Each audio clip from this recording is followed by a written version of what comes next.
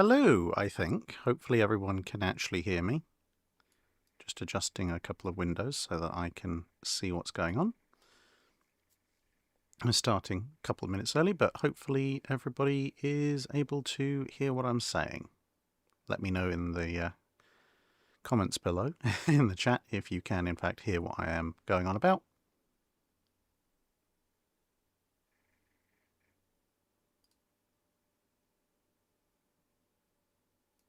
Okay, audio is good. That is also good.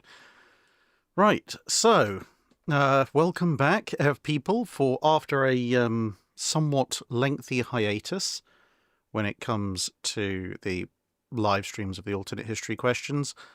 There's a lot of reasons behind that, mostly health related, just a catastrophic series of various things that first affected my voice, then I got my hand smashed up by a sword, then I ended up being bitten by multiple false widows, still being treated for that. But yeah, it's been a little while since we've done one of these. But for those of you who may be joining for the first time, well, first of all, welcome. And the way that this format works is that we have some alternate history questions from Patreon Drydocks, and as the title says, that's where they'll tell you the 2 episodes this is coming from.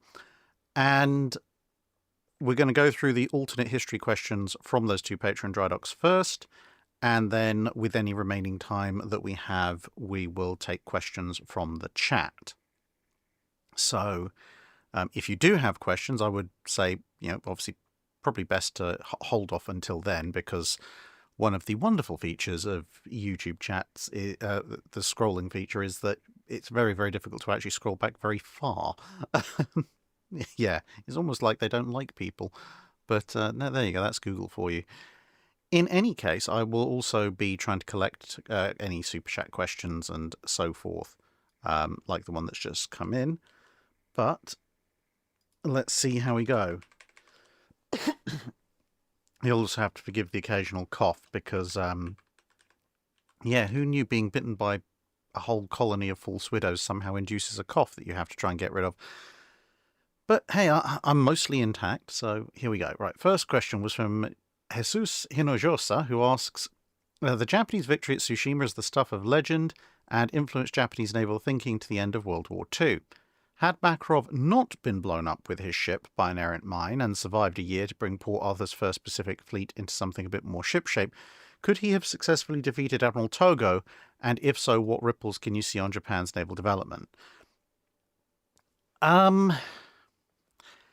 It's a bit of a difficult one. Initially, if we assume Makarov survives, initially no, because the attack on Port Arthur damages, and severely damages in some cases, enough shipping that the 1st Pacific Fleet is at a significant disadvantage against the combined fleet. And although Makarov is good, so is Togo. So in the short form, you've got 2 good admirals taking 2 decent fleets up against each other, because the 1st Pacific Squadron is kind of the elite of the Russian fleet at this stage. And therefore the numbers advantage being with Togo would be the thing that would swing it. However, as the blockade goes on, the Japanese do lose a number of their heavy ships to mines, which would, roughly speaking, even up the odds again. Could he at that point sail out and defeat Togo? Maybe. He would still have the problem of the fact his ships would have been stuck in port for a very long time, and therefore, manoeuvring and firing at sea would be something their crews hadn't practiced, whereas Togo would have had plenty of opportunity to practice. But it wouldn't be beyond the reach of someone like Makarov to potentially pull off a victory. It'd be less likely to happen, but you'd still be looking at double-digit percentage chance of winning.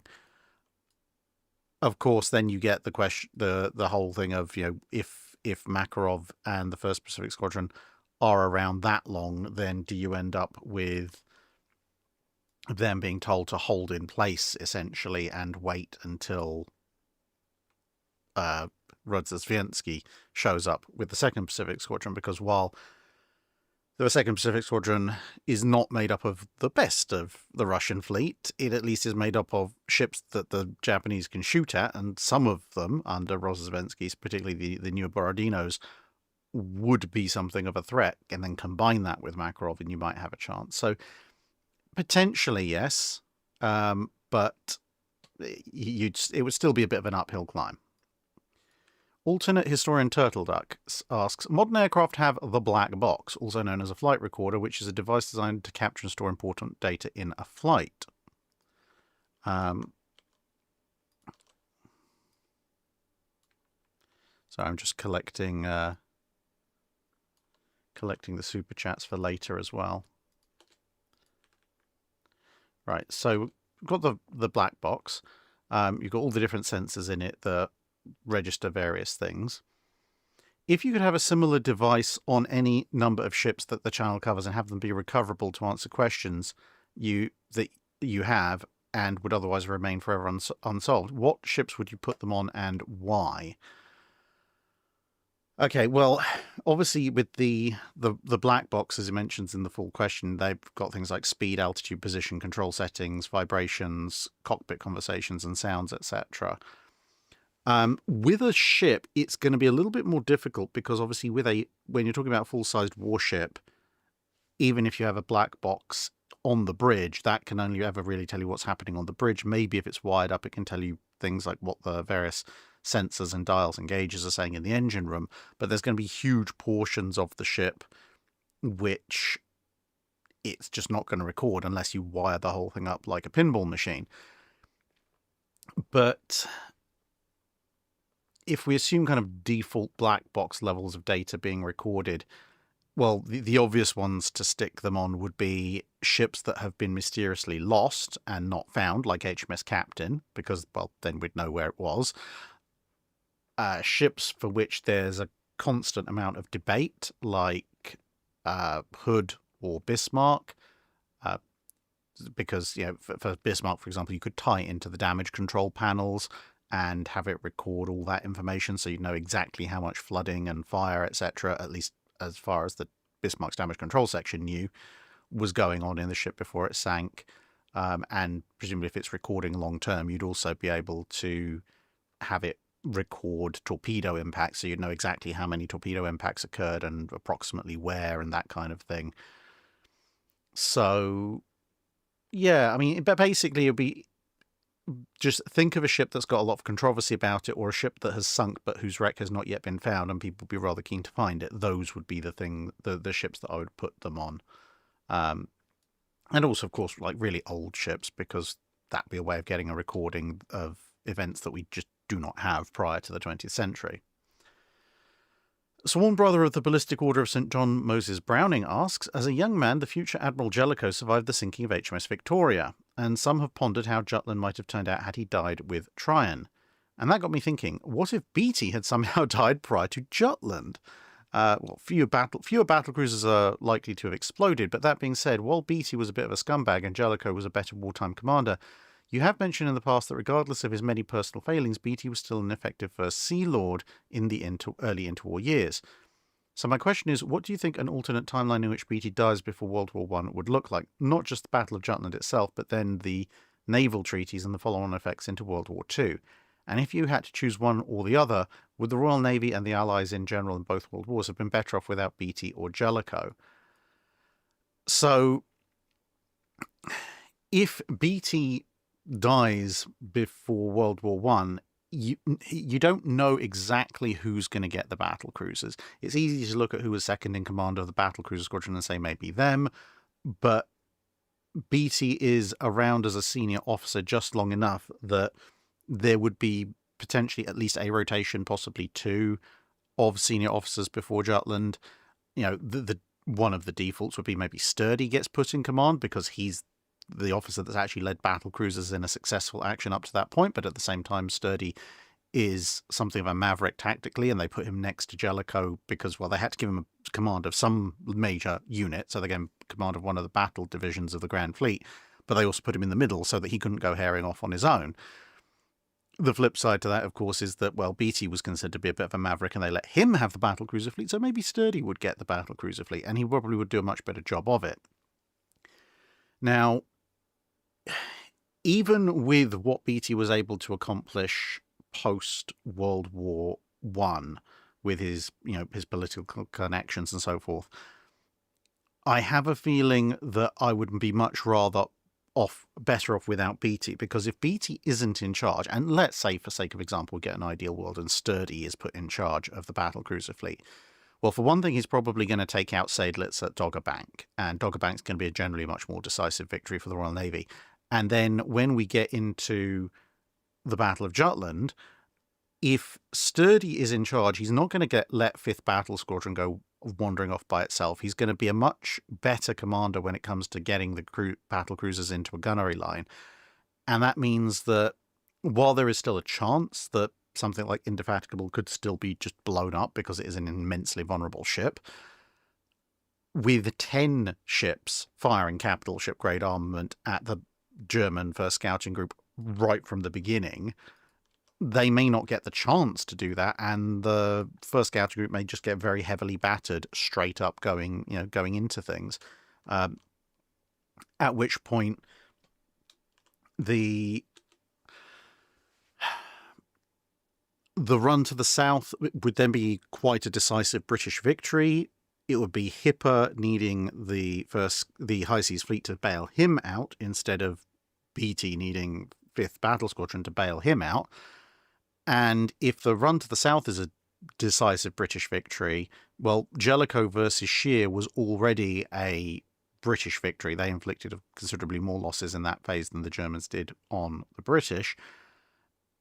And at that point, Jutland becomes a much more decisive battle in terms of it will become a clear British victory for all concerned.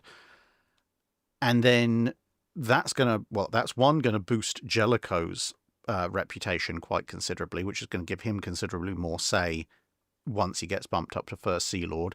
And then if we follow the same kind of path as historical, where Beatty becomes First Sea Lord after becoming commander of the Grand Fleet, well, Sturdy becomes commander of the Grand Fleet, then he becomes First Sea Lord. And while Sturdy doesn't have his political connections, if Sturdy has a reputation as the man who's basically taken British battlecruisers into 3 consecutive victories at Falklands, Dogger Bank and Jutland, he's going to have an immense amount of public cachet that probably makes up for or exceeds Beatty's political connections.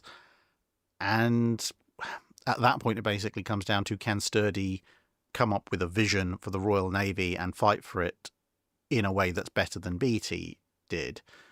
Which, yeah, he probably could. I mean, Sturdy does have his flaws. He's a terrible staff officer, but there's very few better officers when it comes to commanding a ship in battle. The big question will be, how does that translate into the position of First Sea Lord?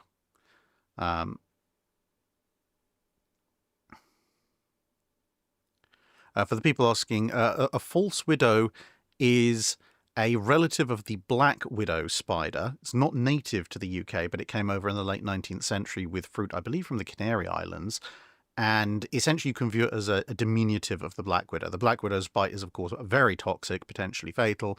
The false widow's bite is just incredibly painful. It's still toxic, but it's more incredibly painful and can cause sepsis rather than just straight up immediately killing you.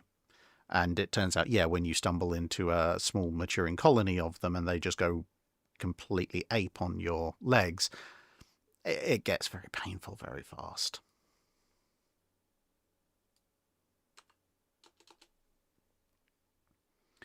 Miko Leitner asks, what would have been the likely result of an alternative Zeebrugge raid where the British decide to end the U-boat menace once and for all and include in the mission a pre-dreadnought, maybe filled to the brim with marines and machine guns, to sail up into the canal, shoot up everything, and then scuttle the ship? Would it have achieved anything other than being an even larger XP pinata for the Germans? Potentially, yes, because one of the issues that the historic block ships had was that they were still vulnerable to relatively, from a naval perspective, low caliber guns.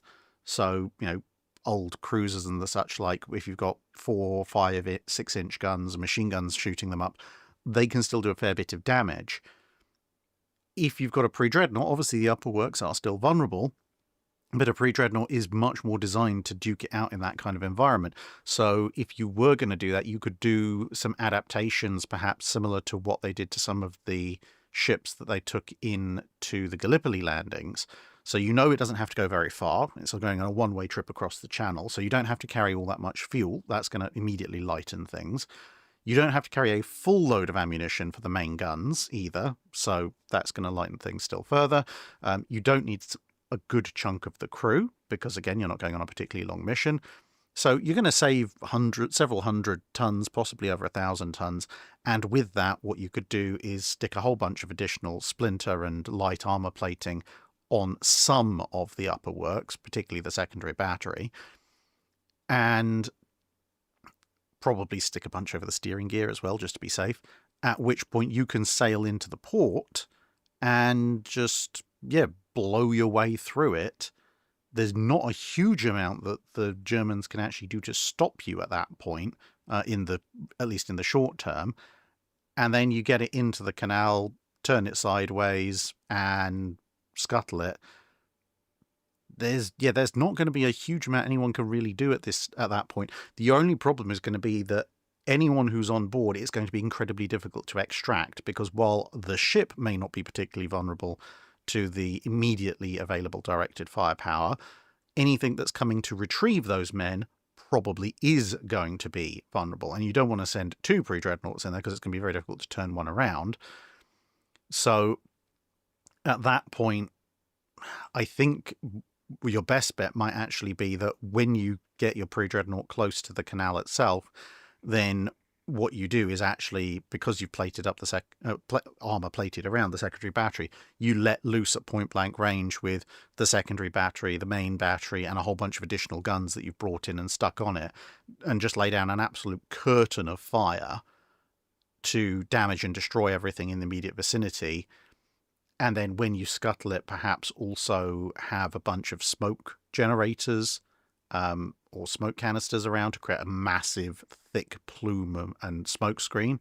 And in that environment, you may then be able to get some fast boats or some other kind of evacuation craft to bring the crew away, and then head back out to sea. That would be... It would be very dangerous, and of course it's expensive, because even an old battleship is still a battleship. But it definitely could have achieved something a bit more significant. And also, it's just a much bigger block, so even if you only achieve a little bit better than the historical mission in terms of the block ships, then you've now got, a 12,000-14,000 ton obstacle to clear. Especially if you booby trap it, that's going to be an incredibly difficult thing for the Germans to get out of the way. Of course, they can dredge around it if it doesn't go completely across the channel, but hey, it's a battleship that's going to be fairly easy to do. Anarian Elendil asks, would this be the wrong time to ask for a Drydock running in full armor video? Well, actually, I mean, if you're in the UK and you happen to be in the southwest, southeast of the country, in, the 11th of June, so just over 3 weeks, on the 4th of July, if you happen to be at Hampton Court Palace, you'll see me and a bunch of my friends running around in full plate armor and smacking the ever-living daylights out of each other. So, yeah. You can come and see me run live, and if someone videos it, maybe people get to see me run on video as well. But yeah, I do need to do some more stuff with my armor and how that affects fighting at sea and so forth. That is a question that needs to go on. I don't know why that question is there. Sorry, I've just realized that's...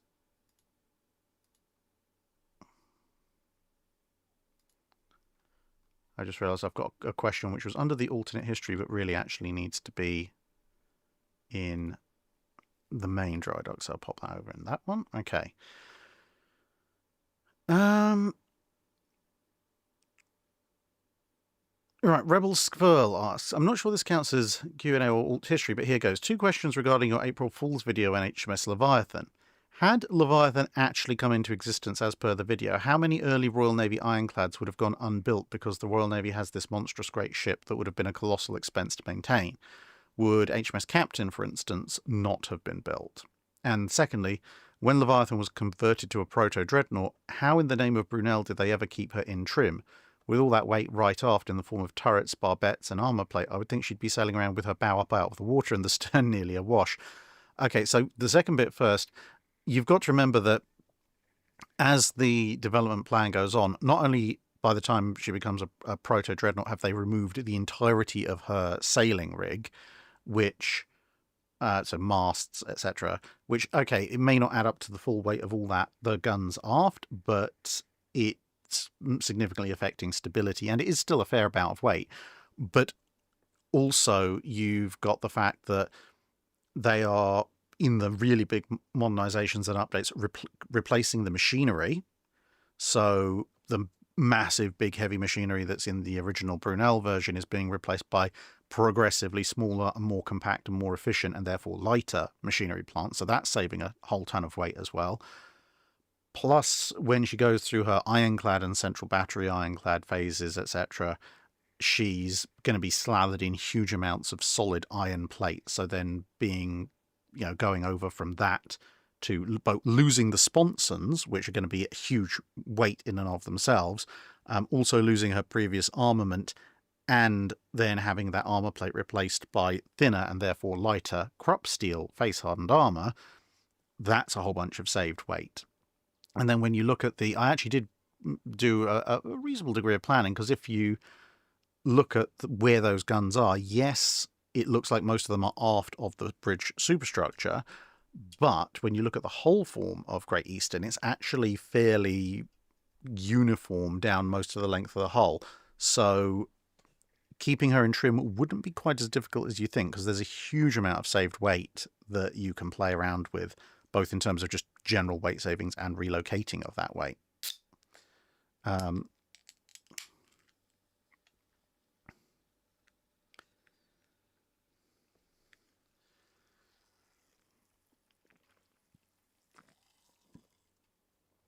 There we go, some iron brew. But for the first part, had a Leviathan actually come into existence, how many early Royal Navy ironclads would have gone unbuilt? Not as many as you might think, because you haven't got the upfront cost of straight up building the ship. So, yes, she is going to be a little bit of a maintenance hog, but her capabilities are quite large. I think probably what you would have seen, given the sort of point of departure that I had for her, is that the wooden-hulled ironclad conversions that the Royal Navy did, which historically didn't last that long anyway, and were mostly kept around near home, would probably have a still shorter lifespan. So, people would go, okay, well, we've had them in service for 5 years, but honestly, technology and time has moved on. Let's just get rid of them, or at least put them in reserve, although a fair number of those did get broken up. And then everything else, that money gets diverted to the maintenance of Leviathan, because as the big centerpiece of the Royal Navy, she is going to stay probably fairly close to home for the 1860s, 1870s, probably even into the 1880s, at which point, if she is the big home deterrent, you don't need these kind of semi-half-baked wooden-hulled conversions as well.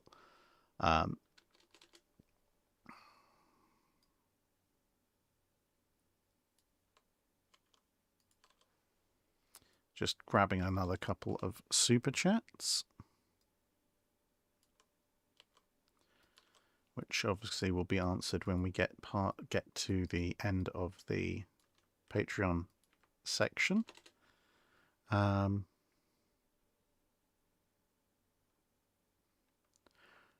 L asks, I'm rewriting my game Ships at War. Do you know of any good reference images for the inside of ships? If you want lots of reference images of the insides of ships. That's very difficult because the books that tend to have those kind of references tend to be focused on a very specific ship. But if you drop me an email, I do have access to a whole bunch of interior shots of various ships that I can send you. Jack Von Kuhn asks, if in 1941 FDR actually listens to Admiral Richardson and moves the Pacific Fleet back to San Diego, since Japan still believes war is the only option, what do they do with the fleet out of range? Basically, at that point, the Japanese strategy is going to have to be, okay, we go after the Philippines and everything else they historically went after in Southeast Asia, but even more aggressively because they now have the combined fleet spare to hand, while probably sending out several submarine picket lines, because we know that long-range Japanese subs could operate off the US West Coast if they wanted to.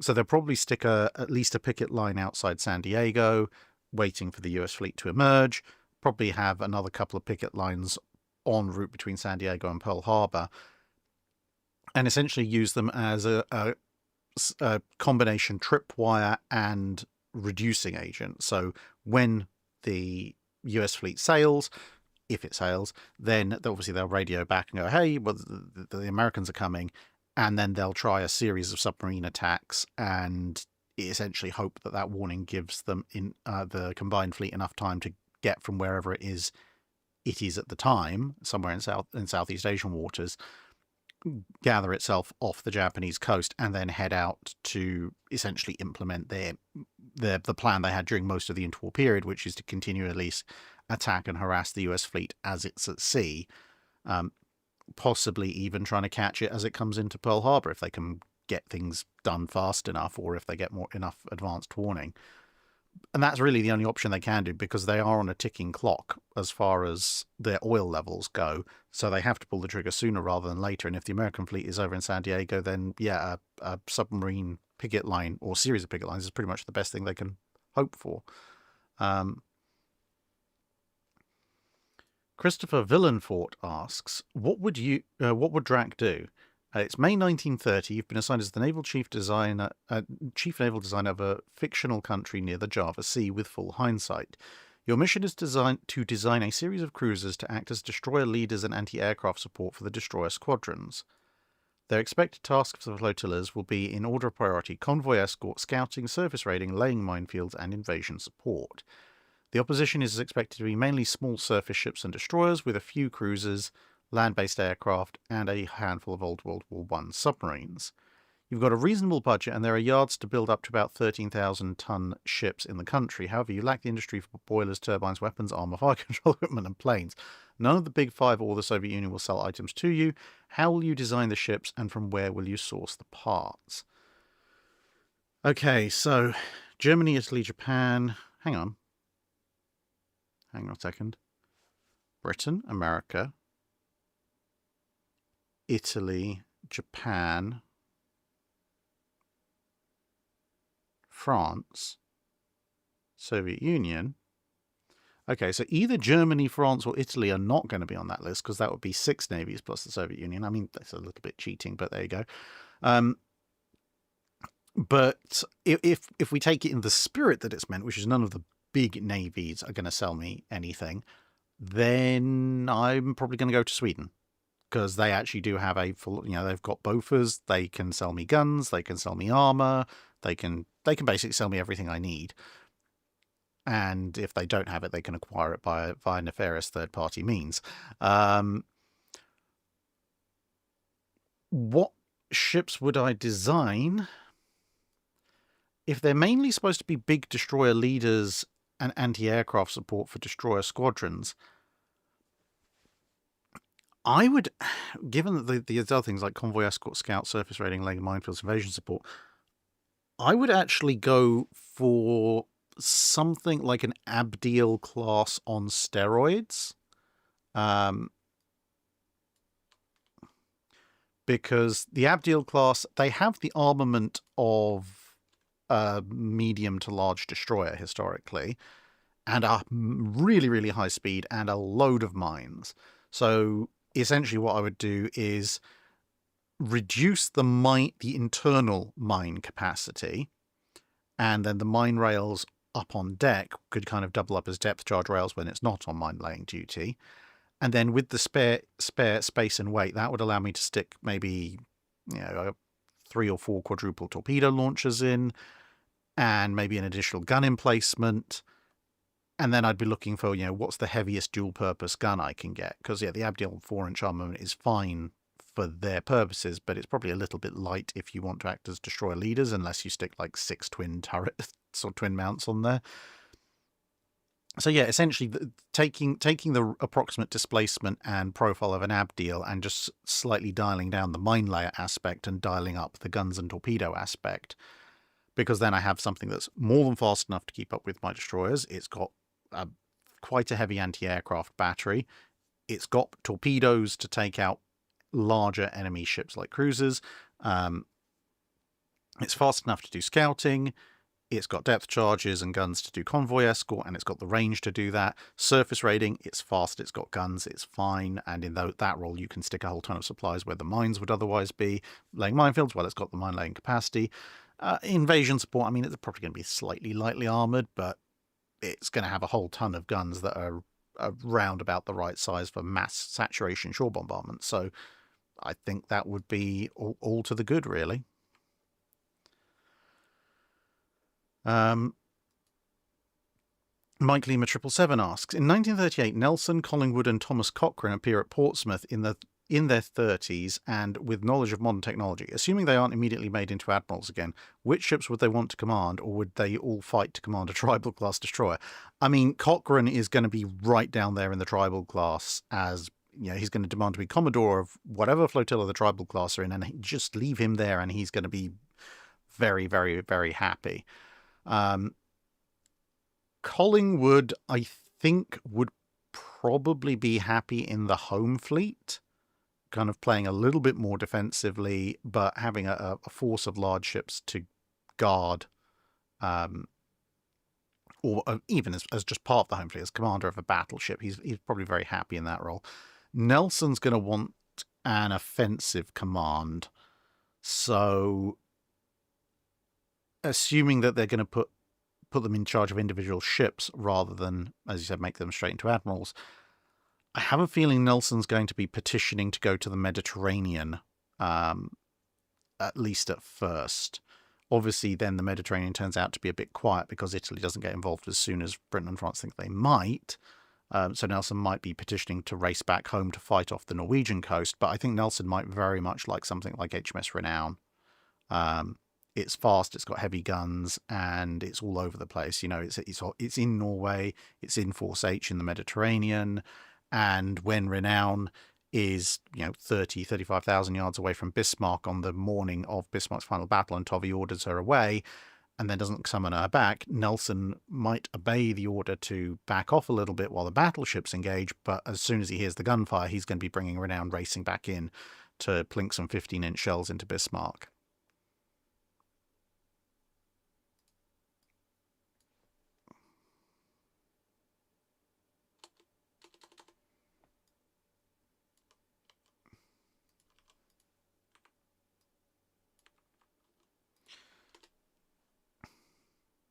Graham William Kidd asks, he's continuing the Frankenship series, so we're putting the best of breed components of machinery, armor, armament, etc. The Frankenship task is to create the best pre-dreadnought. Okay, but I'm going to put a few ground rules down. So I'm not going to go for a very early pre-dreadnought because they're still working out a lot of the systems then. And I'm not going to go for a massively late era pre-dreadnought because a lot of those are kind of evolving into semi-dreadnoughts at that point, which I feel is a little bit of a cheat.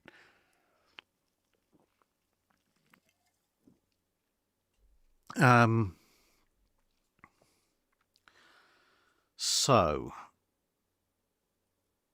we're probably looking at 1898 to maybe 1903, 1904. Systems-wise, oh, now this is an interesting one.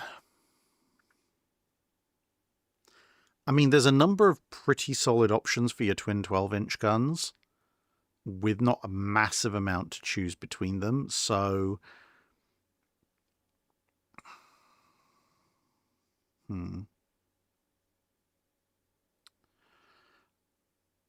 I think for the twin 12s, you might as well...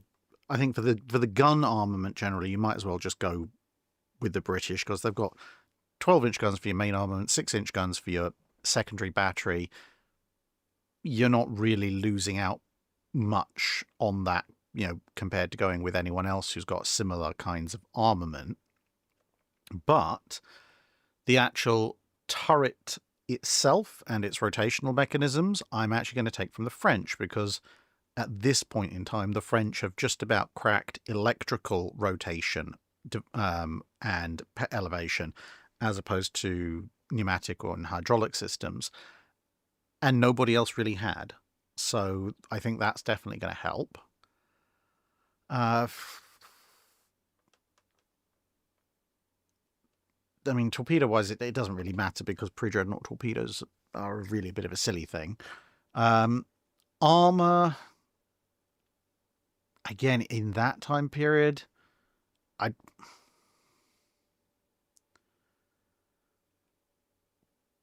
probably go with Krupp, because, to be honest, especially if we're talking 1898, we're talking about right as after Krupp armor is being adopted. So, and as the inventors of it, they're going to be slightly ahead of everybody else. So, yeah, go with German armor. Machinery.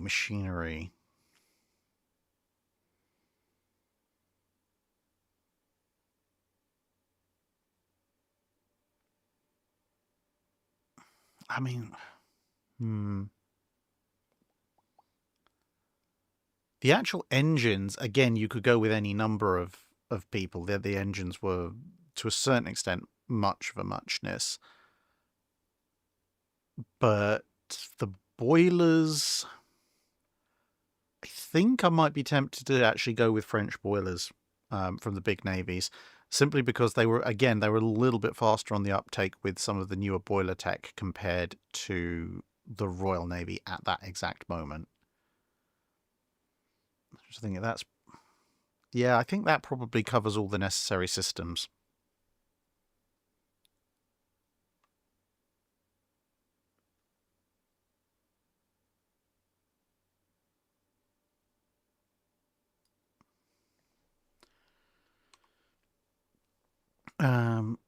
Okay, we're coming up to the halfway point of the Patreon questions. We're about 4 questions away from hitting the midpoint.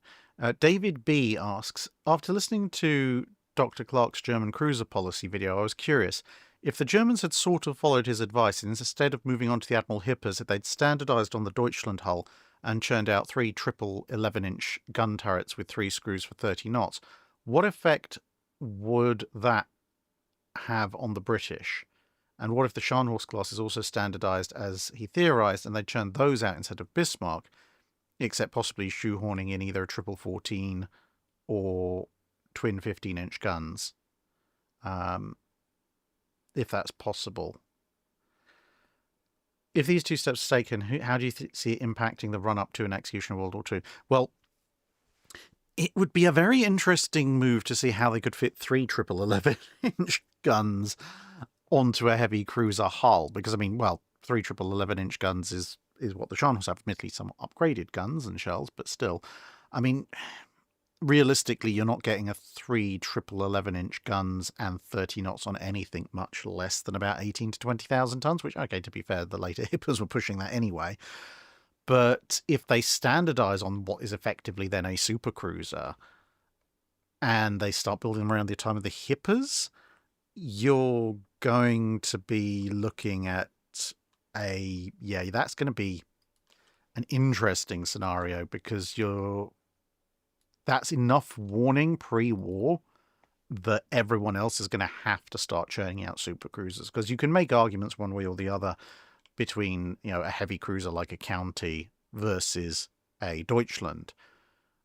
But if you've got something with 9 11-inch guns, 30 knots, and presumably some, half-decent armor, nothing that's 10,000-ton displacement is going to be able to stop that. So some of those hypothetical either 12 8-inch gun cruisers or some of the 9.2-inch gun cruisers that the big super cruisers that the British were looking at, or some of the early draft versions of what would eventually become the Alaskas in the US. Those are all going to get fast tracked. And if the Germans keep building stuff like that, even the French might be tempted to build a couple more clones of Strasbourg if they can find the dockyard space for them. If they go with a more heavily armed kind of true battleship armament version of the Scharnhorsts,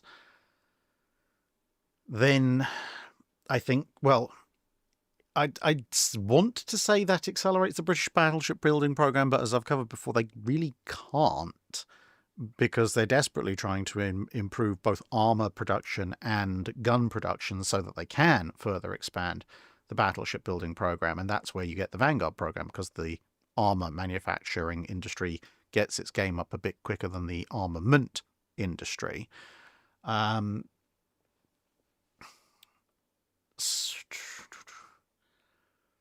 What that might drive instead is, one, work on things like the Lion class and its prospective armament starts sooner, but two, you might see more modernizations going on. So the Royal Navy might be able to argue that, given the much increased lethality of the German fleet, they need to be able to modernize ships faster. And modernizing ships doesn't need as much armor, and what armor it does need, it tends to be deck armor, so it's much easier to manufacture.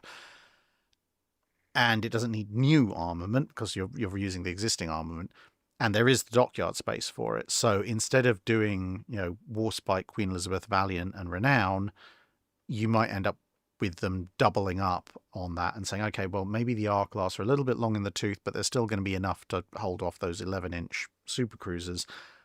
But maybe all of the Queen Elizabeths, as well as Repulse and Hood, all get dragged in much earlier for modernization, because that's the only way the British are going to have enough modern, fast-ish capital ships to keep up with both the super cruisers and the battleship output, until they can expand their battleship building industry and start churning out 3 battleships a year.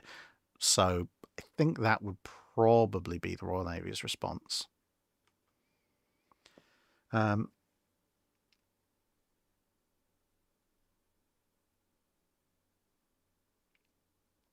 GFDX asks, if you would be picked by some higher being to create the perfect battleship from existing parts, from what nations would you pick the parts? So I have covered this a little bit in the past. So it would be essentially a modernized British, whether that be Renowned, Warspite, King George V style superstructure, so very thinly armored conning tower, 5-inch 38 and secondary battery, or 4.5-inch, but 5-inch 38 is probably slightly better for my purposes. A Mark 38 fire control system for them, obviously. Take your pick of radar for fire control and air search purposes, whether it be British or American. And likewise, Admiralty Fire Control Table 10 or Ford Mark 1 for the fire control units. Perfect. If you're going for a perfect battleship, I'd then go with French quadruple turrets, but then with, depending on the size, if I'm looking at something that's either treaty limit or a little bit above treaty limit, so expansion clause, escalation clause, then at that point it would be quadruple 16-inch 50s. If I'm going have to fight Yamato, then obviously, quadruple 18s.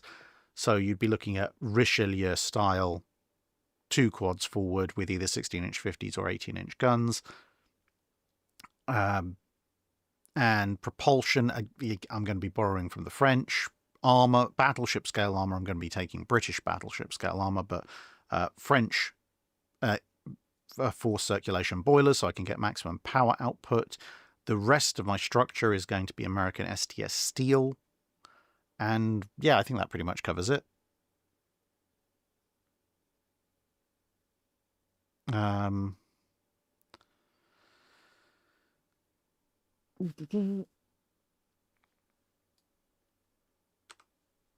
Garrison Chisholm asks, what would Drac do? Presuming their utility is not confined to opposing curiously ocean-bound interstellar invaders, what were the correct class of battleships preserved for the future use of humanity? So this is I guess the Midway movie. Not the Midway, the Battleship movie.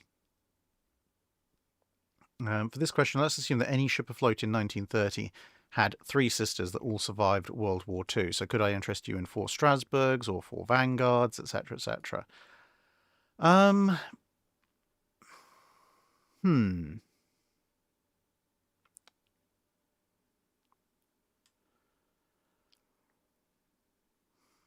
I mean,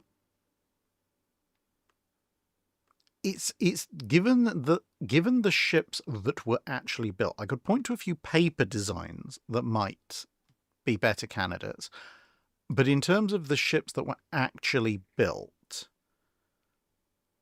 the Iowa class are probably the best ones to be preserved for potential future use. Apart from maybe Vanguard. I mean, Vanguard and Iowa is a little bit of a toss-up, but essentially what it comes down to with almost all the other ships is that if you're talking about future use of humanity in a late 20th, early 21st century context, a lot of fast battleships can be written off simply because they're not fast enough. You need 30 knots plus to be able to keep up with Cold War and post-Cold War battle groups. So anything that's 27, 28 knots, sorry, but you're just being written off because you're too slow. That leaves you with a very small group of ships. And at that point, Bismarck is hilariously inefficient, so the Bismarcks go out the window. The Littorios are somewhat short range, so they're probably going out the window on that basis. Richelieu and Jean Bart, layout-wise, are probably actually far more optimal for refits into a modern format in terms of things like helicopter decks and missile launchers, etc., than either Vanguard or Iowa. But as notionally treaty-compliant vessels, they are somewhat smaller, so their layout is better, but the space availability is considerably less, which rules them out, at which point you are basically left with Iowas versus Vanguards, and at that point you're looking at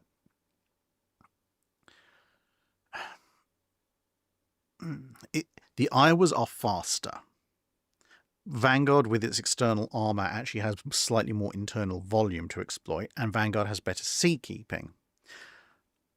Iowa, certainly for the early Cold War era, needs less changes and updates, but simultaneously, Vanguard would probably respond better to lots of changes and updates. So, the utility of the 5-inch 38, both as an anti-surface shore bombardment and anti-aircraft tool, is such that even though obviously the Iowas have their 4 aftmost mounts removed in favor of missile launchers and so forth, there's still a good argument for keeping them around. Whereas, even though the Vanguard's 5-inch 38 turrets are much better than the King George V ones, there would probably be less argument from the Royal Navy for just outright removing them and replacing them with extensive surface-to-air missile batteries.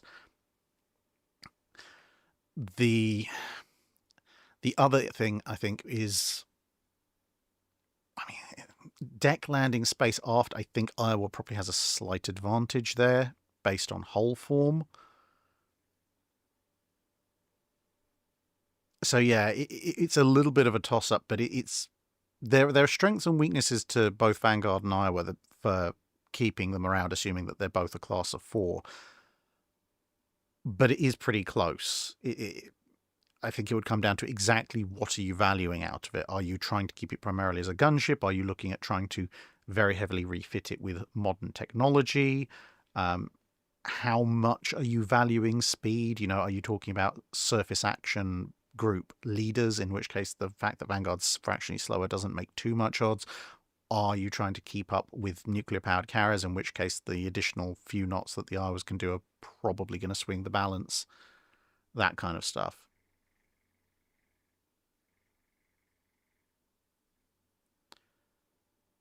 No, silent service. No, you've got the 5-inch 38s on the Iowas and the 5.25s on Vanguard.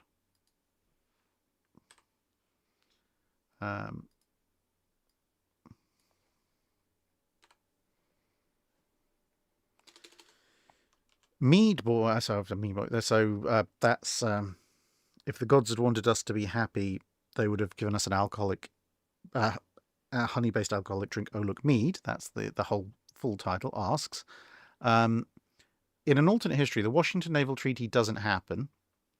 The US and Royal Navies have engaged in a dual Navy arms race, both qualitative and quantitative. Fast forward to early April 1927.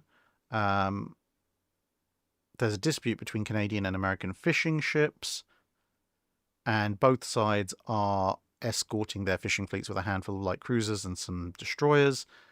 There's smoke on the horizon, and here comes HMS Hood and one of the G3s. Meanwhile, Lexington and Saratoga, as battle cruisers, are cruising in from the other direction. An electrical wire short circuits and a shell at the southern end of the US line, an electrical wire short circuits, a gun fires, and the shell passes right over the compass platform of a Royal Navy destroyer. At the northern end of the Royal Navy's line, a destroyer swerves to avoid collision with a fishing ship. The gun turret crewman braces himself to avoid falling, accidentally fires the gun, the shell landing just short of a US Navy destroyer, showering it with water and shrapnel. Thus, gunfire erupts down both sides on both lines. The two fishing fleets made an immediate turn at max speed, followed by their respective screening forces deploying smoke screens and dumping torpedoes. The two battle cruiser forces immediately increased to full tilt, aiming to settle the matter by big guns. How do you see this engagement playing out? Okay, so basically got two Lexingtons versus a Hood and a G3. I don't know why the camera just decided to do that.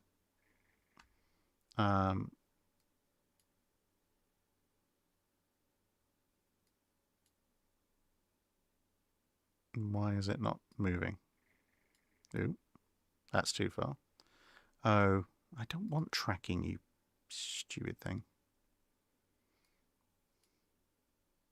I don't know why tracking just randomly turned on. Let's see if we can fix that.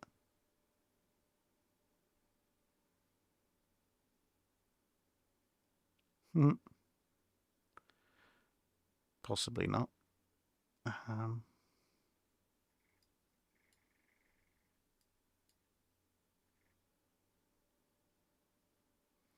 Close enough. I think the British force has a slight advantage in this case. Lexington and Saratoga outgun Hood, and although Hood has much better armour than them, if we're talking about sensible battle ranges against 16-inch gunfire, it's probably still not going to be enough. Unless it's at very specific angles, like over 20,000 yards. If Hood is closing at 45 degrees, then sure, the main armor might give it some protection. But if you're down to 15,000 yards and more broadside on, it's not going to do anything. But the armor on the G3s is going to give, or the G3 is going to give, a certain degree of protection at decent battle ranges. And Lexington and Saratoga do not have any real protection against the 15-inch of guns of Hood or the 16-inch guns of the G3s. So although theoretically the battle could go either way, I would hand it, statistically more often than not to the British, simply because there are going to be circumstances where, a lot of it's going to come down to who hits who first, but in circumstances where the Americans get a hit or two in first, there is a chance that the British armour may reject that and reset the clock, and therefore obviously afford the British a chance to get their hits in. Whereas you flip that around, 15 and 16-inch shells landing on the Lexingtons, they just don't have anything to stop that, and they're going to take very critical hits. Prusi Antica asks, and just in case people are wondering, we are now probably about 55-60% through the Patreon alternate history questions. Prusi Antica says, I know you've done videos on naval industries and naval logistics, but I'd like to ask a more specific question about developing a naval industry and supporting economy during the Victorian era. Assuming you suddenly woke up as a naval advisor to a secondary European power in the 1840s, so something like the Papal States or a German princely state, and you had the political backing to institute whatever program you needed, could you outline your general strategy to develop the country so that it can sustain at least a decent size and modern navy? What areas would you need to focus on, and in what order before the ships themselves actually enter the picture?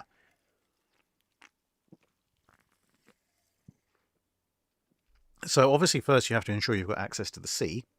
That's kind of important. But assuming that you do have access to the sea, then first thing first would be identify a large natural harbour. Ideally somewhere that already has a port in it, because most large natural harbours already do. But if that isn't the case, then go find one. Then you would have to start establishing a large port facility. And I would probably look, so you're either establishing or expanding an existing port.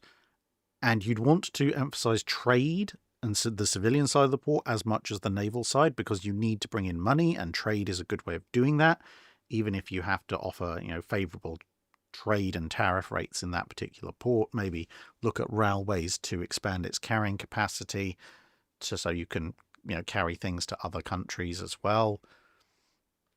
And then in the military side of the port, you're going to need, obviously, a large basin for your ships to sit in when they're in service but at home. You're going to need to build dry docks. You're going to need to build other maintenance facilities, logistics infrastructure, so storage facilities, warehousing, etc. And you're obviously going to have to build shipyards. Further back inland, you're going to have to make sure you've got a decent steel industry. And unless you're going to buy in from outside, you're going to need, engine manufacturers, gun manufacturers, armor manufacturers. If you're doing this sort of centrally planning it all, then you can cluster a lot of those industries around your steel industry, so that transportation isn't too much of a problem. And as I say, you're going to have to be expanding trade and so forth to try and pay for this. The other thing which I would do personally during, so we talk about the 1840s, so it's going to be an iron industry first, then steel. But one of the other things I would definitely be doing is, especially if it's me, so I have hindsight, is making sure that each of the slipways and dry docks that I'm building has a lot of surrounding land that is not occupied by anything else. Now, at the time, I can justify that by saying, well, look, if we're going to have a slipway where we're going to be building a ship of the line or whatever, then if we leave this, essentially almost another slipway's worth of land immediately beyond it, that allows us to stockpile all the bits and pieces that are coming in to build it right up nice and close. So there is a logical justification for this. And, with the dry docks, you could say, well, actually, if we build a really big dry dock, then if we have, work on the principle of threes, but have maybe work on for ships of the line, say third rates, and say we have 9 large capital ships, and then work on, okay, well, a squadron of 3 is in service, a squadron of 3 is in refit, and a squadron of 3 is ready to go, then you can argue, well, if we build one really big dry dock with some of the newfangled steam-powered water pumps, we can bring the entire squadron in, set them all up in a nice, neat row, drain the thing, and they can all be maintained in one facility rather than having to maintain 3 smaller facilities. And then, of course, that way that we're future-proofing for expansion of the slipways and larger ships coming into those dry docks.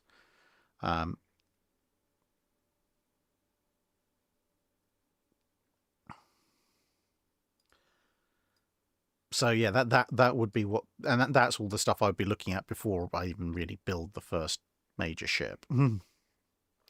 Sage of Irrelevance asks, you wake up one day to discover the date is July 2nd, 1940, and you are now the captain of the French battleship Strasbourg at Mers el Kabir. With full knowledge of events soon to come and the actual terms being offered by the British, what do you do, assuming that I'm also magically suddenly a fluent French speaker? So I know what's about to happen at Mers el Kabir. That's an interesting one. I'm just going to check a couple of dates quickly.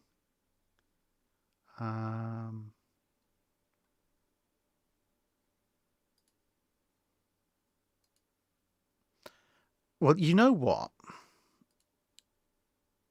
If I have full knowledge of the events to come and the terms that are going to be offered by the British, The problem is I can't, although much as I might want to, I can't turn around and say, okay, I'm going to bypass Admiral Jean-Soul and transmit the actual terms to the Vichy government, because I would be massively stepping beyond my authority, and Jean-Soul will probably try and stop me, and or Vichy might not actually listen. What I could try and do, in fact, what I would do, is two things. Firstly, I would put it about kind of as a, oh, well, fellow captains, what if this happened? And suggest to them that, well, given that the full set of rules that we've been given says that if someone tries to seize the ships or otherwise interfere with the ships, one of our options is to sail to either neutral ports in America or to French holdings elsewhere on the other side of the Atlantic, that, we should probably think about doing that, because we are in a little bit of a vulnerable position here. So we should, essentially interpret the spirit of those orders, because they're technically the orders, when they were drafted, were thinking about the Italians or the Germans doing this. But and this is actually my historical argument as well, and basically say, look, ultimately this is talking about if another power is trying to coerce you into doing something and the ships are at risk, then you can take them essentially across the Atlantic and find somewhere safe where they can't continue to try and coerce you. So plant that seed in people's minds, and hopefully they'll reason that out during the negotiations. Again, being just the captain of Strasbourg, I can't really overrule Jean-Soul, and with only a day to go, it's going to be very difficult to arrange an unfortunate accident for him. But the other thing that I would probably do is launch a scout aircraft, just to say, I'm just letting the pilot get some exercise. He will then rather conveniently spot the Royal Navy coming in, at which point I will have my ship already priming and building up steam, and I will volunteer my ship to go out and greet the Royal Navy, because at that point, as far as everybody else is concerned, the Royal Navy is still allied with the French, or at least not actively hostile. And I sail out, I say hello to everyone, and obviously the Royal Navy is then going to be looking at the ships in Mers-el-Kebir and me sailing alongside them. And then when they give their terms, now that I'm out of the harbour and not directly under Jean-Soul's control, because if Jean-Soul, I can't remember off the top of my head, but if I don't think Jean-Soul was on Strasbourg, but if he was, then I'd make sure he wasn't. Accidentally leave him behind, or say, oh no, Admiral, I will go out and see what the British are up to, and you stay here with the rest of the squadron, that kind of stuff. Anyway, when they issue the terms, hopefully the other French captains will turn around to Jean-Soul and say, well, spirit of our orders, we should go over to either the French Caribbean or America, and hopefully they'll prevail upon him. And if they do that, then probably follow them, just to make sure that they do stick with it. But if Jean-Soul continues to be stubborn and says, no, we're gonna stay here and we're not going to listen to anything the British say, then I will just turn around and say, well, yeah, that's all fine and well for you. I'm on the other side of the British formation at sea. I decide otherwise, and just signal to the British, hey, I'm on your side, and sail off to become the Free French flagship.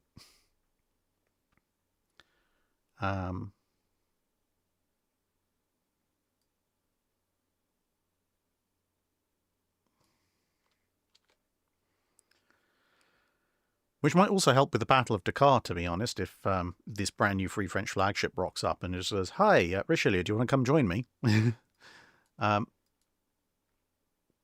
Mike Lima 777 asks, if you were in charge of Royal Navy shipbuilding circa 1760 to 1830, given hindsight, what might you do differently? Obviously, the Seppings and Simmons style of construction will probably be used, but would you change the mix of ships of the line, change their armament, try to introduce naval shell guns earlier than historical, etc.? I I think the armament generally probably works relatively well, especially given the manufacturing capabilities of the time. I would definitely introduce the Seppings and Simmons style of construction. And with that, because it is both stronger and slightly cheaper, because you can use shorter cuts of wood as opposed to the more expensive long cuts, I would actually change the mix of ships of the line. The 74s are, especially with Sepping and Simmons reinforcement, perfectly good ships of the line. What I would do, however, is probably eliminate the second rate, so the 90 to 98 gun three-deckers, because they were never particularly popular, but they were kind of like a budget option instead of building more first rates. So I would turn around and say, well, look, okay, well, with my improvements, we can actually build 100, 104, 108, 110 gun first rates for about the same as a 98 gun second rate, and they'll be a lot handier, a lot swifter sailors, more heavily armed, and stronger to boot. So the second rate, apart from any that might just randomly be around, would probably become extinct, and I just have first rates and third rates, and obviously much stronger ones at that. But in terms of the armaments, when the carronade comes along, and I may kind of chivvy that movement along a little bit, I think I would probably actually start advocating for either an extensive carronade armament on the upper decks of ships of the line. So instead of having 4, 6, 8, 9-pounder or 12-pounder quarterdeck and forecastle guns, have those replaced with much heavier carronades.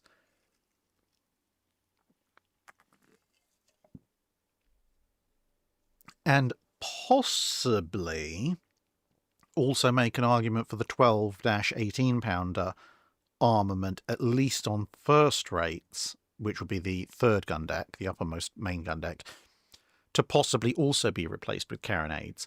Because if I'm in a knockdown, drag-out ship of the line fight, that's probably going to be fairly close range, and the fact that the carronades are shorter range isn't going to matter, but the massive increase in firepower is. And if I'm involved in a long-distance gunnery duel, well, at that point, the 32-pounders and the 24-pounders on the lower gun decks are perfectly serviceable for that, and the absence of 12 or 18-pounders on the upper gun deck isn't really going to make all that much of a difference to that long-range gunnery. So that would probably be my main change to armament. Introducing shells, explosive shells, would be tempting to try, but if I did, I would probably introduce them again solely on the carronades. So maybe make them an alternate carronade shot option and only carry a very small number.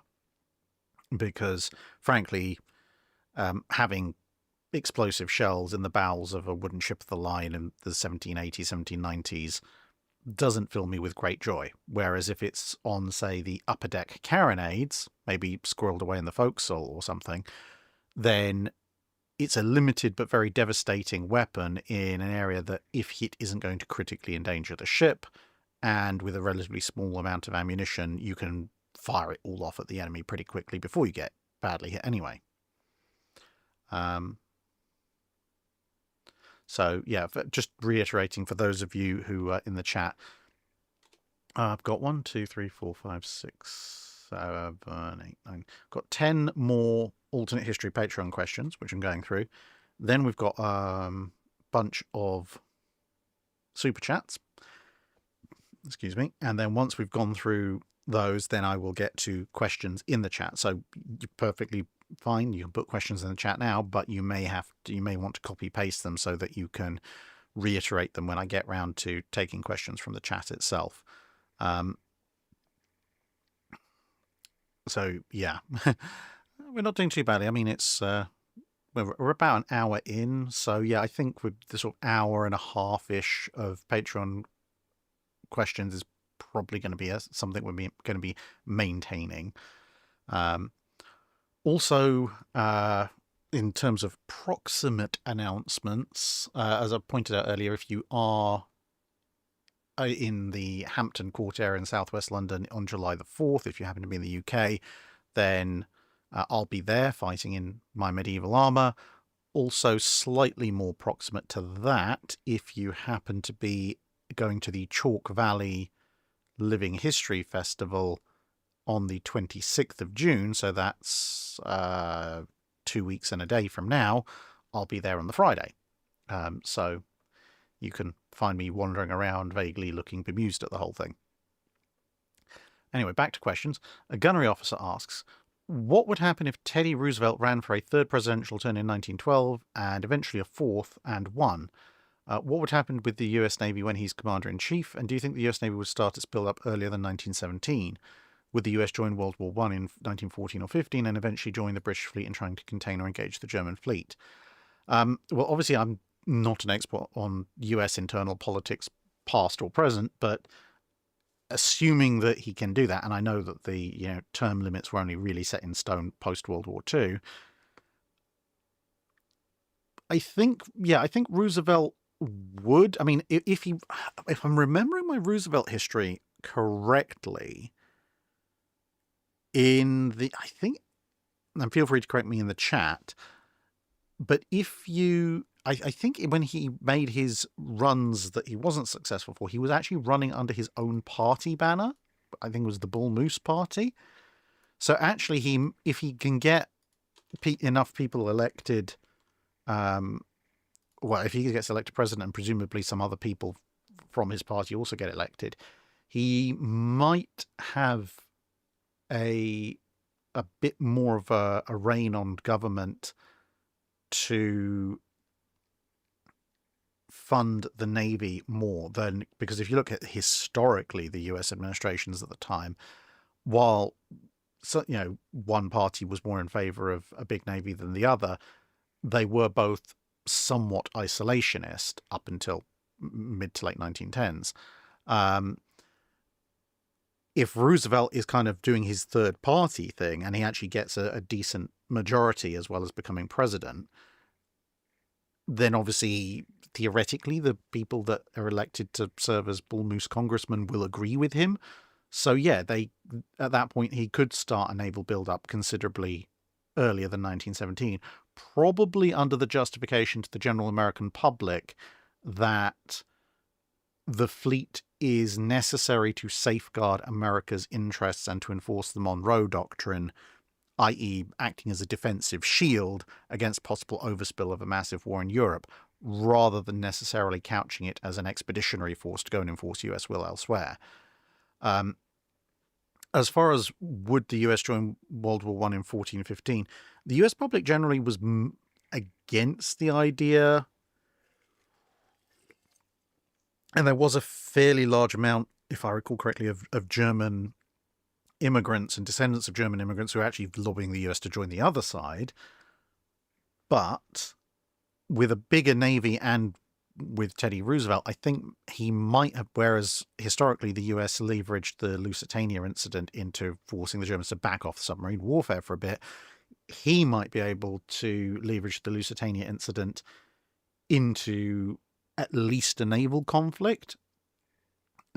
Possibly, I mean, this is me sort of working my mind on the spot. Possibly he might be able to turn around and say to the American public, look, okay, I'm not going to send hundreds of thousands of your sons and husbands and fathers off to the European soil because that's not in our interest, but safe and secure sea lanes are in America's interests, and we've got this big fleet, and we said it was going to be a shield against aggression. Well, the Germans are being aggressive, so we're going to use the fleet, which puts a lot less lives at risk, to secure the seas for American trade and commerce, which might actually be something they could sell. At which point, yeah, you'll probably end up with a couple of battle squadrons of American ships showing up to join the Grand Fleet in 1915, which is going to be very, very amusing for the the potential alternate Battle of Jutland, because now the Allied fleet is going to have an even more crushing numerical advantage. And given the video I did on US battle cruisers, it's possible that Roosevelt administration, a Teddy Roosevelt administration, might have been able to shake loose enough funding for the US Navy to actually get them at least maybe one or two battle cruisers built before 1915, at which point, Beatty might end up with a battlecruiser fleet consisting of 5th Battle Squadron, the 2 battle squadrons he had historically, because 3rd Battlecruiser Squadron was up Scapa, but there might also be an American battlecruiser squadron of 2 or 3 ships floating around. And you never know, the captains on the American ships might raise enough complaints about his terrible signalling before Jutland to get someone to do something about that.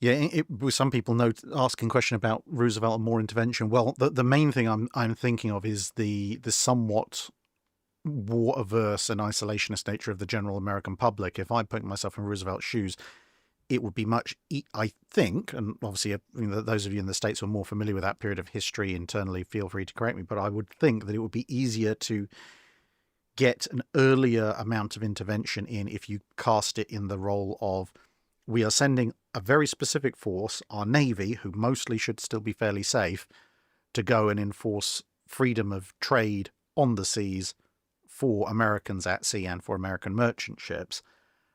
And then, if Roosevelt wants to, potentially then escalate that into troops on the ground, rather than trying to sell the American public on, we're sending 300,000 men across immediately to start fighting in eastern France.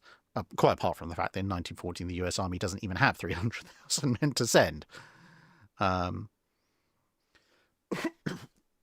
mean, that is actually, now that I recall, that is actually one other major problem. If Roosevelt has been expanding the Navy, that's all well and good, but I think the total strength of the American Army in 1914 was only about 70,000, and they do need some of them at home.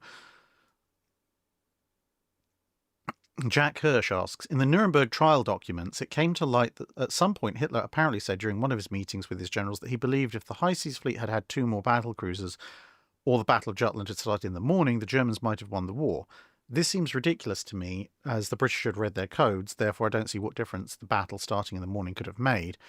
But it got me wondering how the Germans could have won Jutland within reason bigger force, and how important was the Battle of Jutland to the overall war? Could it have really led to the Germans winning if the High Seas Fleet had won the Battle of Jutland? Excuse me. I mean, there's 2 separate questions. So Jutland as a war-winning battle, it means 2 very different things from the 2 sides. For the British, Jutland is a case of, as long as we don't outright lose, we maintain the status quo, because ultimately the big problem that the Germans have is the British blockade. As long as the British still maintain command of the seas, which involves not losing Jutland decisively, then they can maintain that blockade, and Germany eventually will either starve of food or starve of strategic materials, whichever comes first. For the Germans, yes, Jutland could potentially roll into them winning the war, but it requires them to win Jutland decisively enough to still have a fairly major fleet left, while the Royal Navy does not. A technical victory where they have sunk slightly more ships than they've lost isn't going to work for this.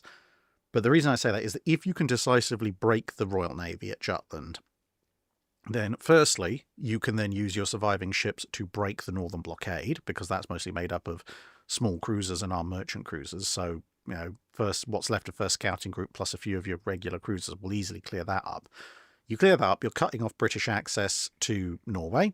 You are allowing the resumption of German international trade, and you're also able to release a certain number of your own, presumably cruisers at that point, to go out and do surface raiding against merchant shipping in the Atlantic, and the British have just suddenly lost a big portion of their fleet, so they can't go out and really counter you.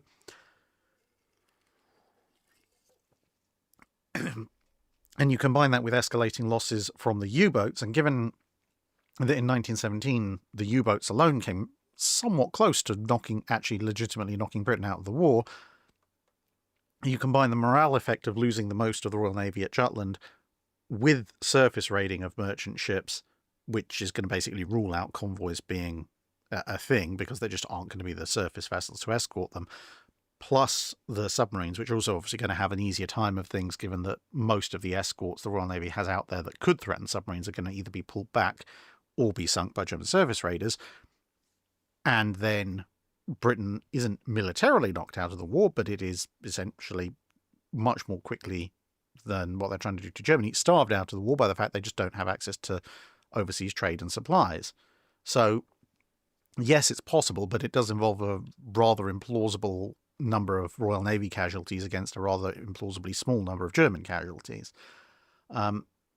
Starting the morning doesn't really help all that much because, well, when Scheer saw the Royal Navy historically, he turned and ran. He's not going to do anything different just because he saw them a couple of hours earlier in the day. But, you know, the other half of that question, could they have won at Jutland with a within reason bigger force? The problem is what do you count as a within reason bigger force? Because you could make an argument that maybe the Germans build 2 or 3 additional battle cruisers, and or Goeben doesn't end up in the Mediterranean. Maybe they have something like Blücher in the Mediterranean, and she fills the Goeben box of bringing the Ottomans into the war. But Goeben herself is back with first scouting group. So, you know, if you bump up the numbers of the first scouting group with maybe 2 or 3 additional battle cruisers, they could potentially finish off Beatty's force much more effectively. And if they do that, then obviously things like second light cruiser squadron, etc., have to break and run. And if that happens, then, I mean, Jellicoe gets even less information than he did historically, and the German battle cruisers slot it, rather than becoming a shield for the rest of the High Seas Fleet as the High Seas Fleet runs away, that potentially might persuade Scheer to try and engage the Grand Fleet on somewhat better terms. But it's still a big mountain to climb. Whereas the flip side of that is, could maybe the Germans build a few more battleships, at which point the High Seas Fleet has more ships and therefore getting closer to parity with fighting the Grand Fleet. But the problem there is that Jellicoe's manoeuvring still puts Scheer in a massively disadvantageous position, and Scheer probably is still going to do the battle turn away anyway. So outside of massive luck or massive ahistorical changes, it's difficult to see how the Germans with maybe 4 or 5 additional ships could have really majorly changed the outcome of Jutland.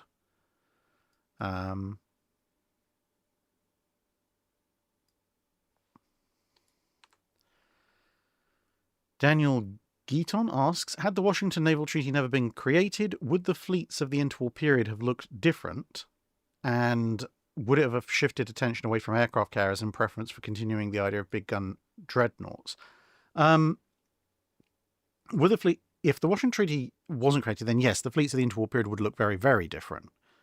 Because you'd have South Dakota's, Lexingtons, Amagis, Tosas, Keys, G3s, N3s, and the various successors unto them all being built. So you'd have fleets of extremely heavily armed and armored 18-inch armed battleships and 16-inch armed battleships, and somewhat faster 16 and potentially later 18-inch armed battle cruisers, etc.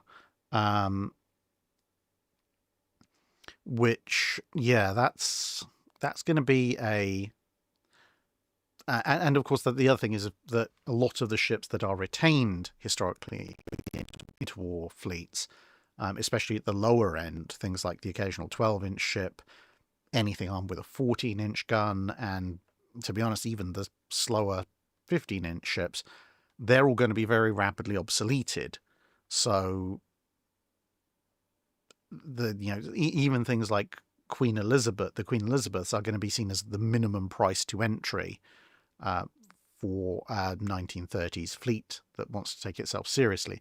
There's also going to be major economic disruption. Japan's going to bankrupt itself at some point along the way. What effect the Great Depression is going to have on the major shipbuilding efforts in the late 20s, that's going to be a bit of a wild card. It isn't necessarily going to shift attention away from aircraft carriers. In fact, you might actually end up with a slightly more effective carrier fleet in some ways, because we know that the big navies were actually looking at dedicated carriers even before the Washington Treaty came in, and they were looking at some pretty large designs. So, I mean, as I covered with the American carrier Roads Not Taken video I did recently, the US was looking at a purpose-built carrier that was based on the Lexington hull, because, hey, it was a big hull that they happened to have the designs around for. But being purpose-built, it would have been more efficient than the Lexington conversions. So that gives you some idea of the scale of the carriers they were looking at anyway. But you might end up with the US and Royal Navies actually building kind of a split force of carriers where they build really big, 35,000 ton fleet carriers, but they might also try, much as cruisers would end up with some big fleet cruisers and smaller trade protection cruisers, you might also end up with small trade protection carriers that are designed to be built, 3 for the cost of a big fleet carrier, that can run around and do the trade protection and foreign station roles while the big ones all get concentrated in a massive fleet.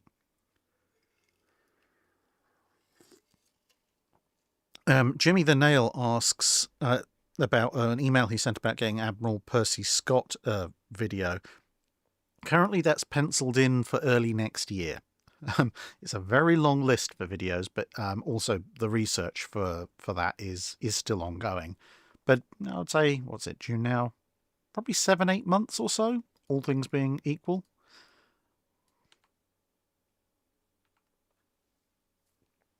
PRGM Horse asks, if all the world's forests are gone and somehow metals are not available, but strangely somehow this hasn't affected anything else, the navies of the world turn to actual cheese for ship construction. What variety of cheese would you choose for ship construction and for the weapons on board? I mean, I'm not necessarily sure you could make... I mean, I'm sure you could make... Actually, you could make a wood cannon. I'm pretty sure you could make a cheese cannon from a particularly hard cheese. If you wrapped it with ropes and stuff, it wouldn't last for very many shots, but it's doable. I don't think cheese catapults or cheese ballistas, where the actual weapon is built of cheese, are going to work very well. So you're probably down to hand-to-hand fighting, rams and stuff. Honestly, I have no idea what kind of cheese you would use for ship construction. I mean, you've obviously got the really, the big hard cheeses that you end up, in big wheels that get carved out and stuff. But even then, I don't think they have anything close to the structural integrity necessary to make large ships out of them. I remain to be proved wrong, but even I would say the fact that even the hardest cheese can be sufficiently assaulted and cut apart in short order with a knife or a spoon, whereas even a wooden ship hull, you'd struggle to dent a first-rate ship of the line with a sharp cheese knife or a spoon. It says everything there is about that. I suppose you could have war canoes made of cheese. That's probably small enough. Of course, how exactly you're going to stop the local wildlife or the crew eating their own hull and accidentally sinking themselves is another matter entirely.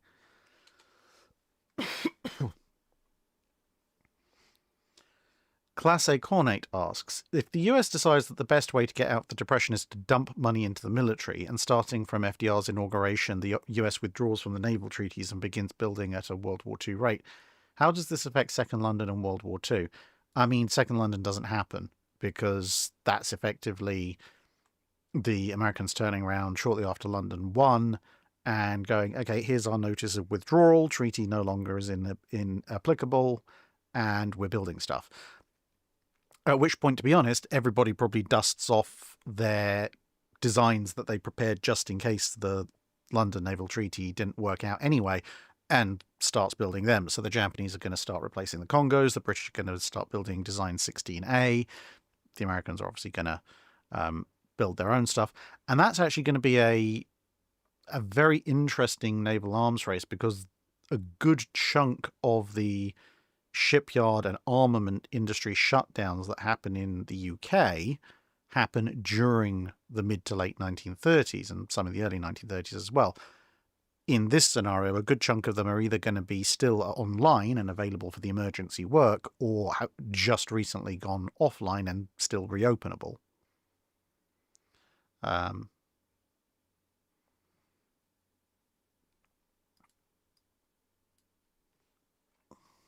mean, they're obviously going into World War II. Navies, again, you're kind of back round to the, the Japanese will get rid of the Congos. The British will probably go with the, actually, we're decommissioning the Revenges when the King George V's start to come in, or possibly even earlier, and maybe reusing their guns on newer, faster ships, that kind of stuff. So you'd have generally much more modernized fleets going into the Second World War.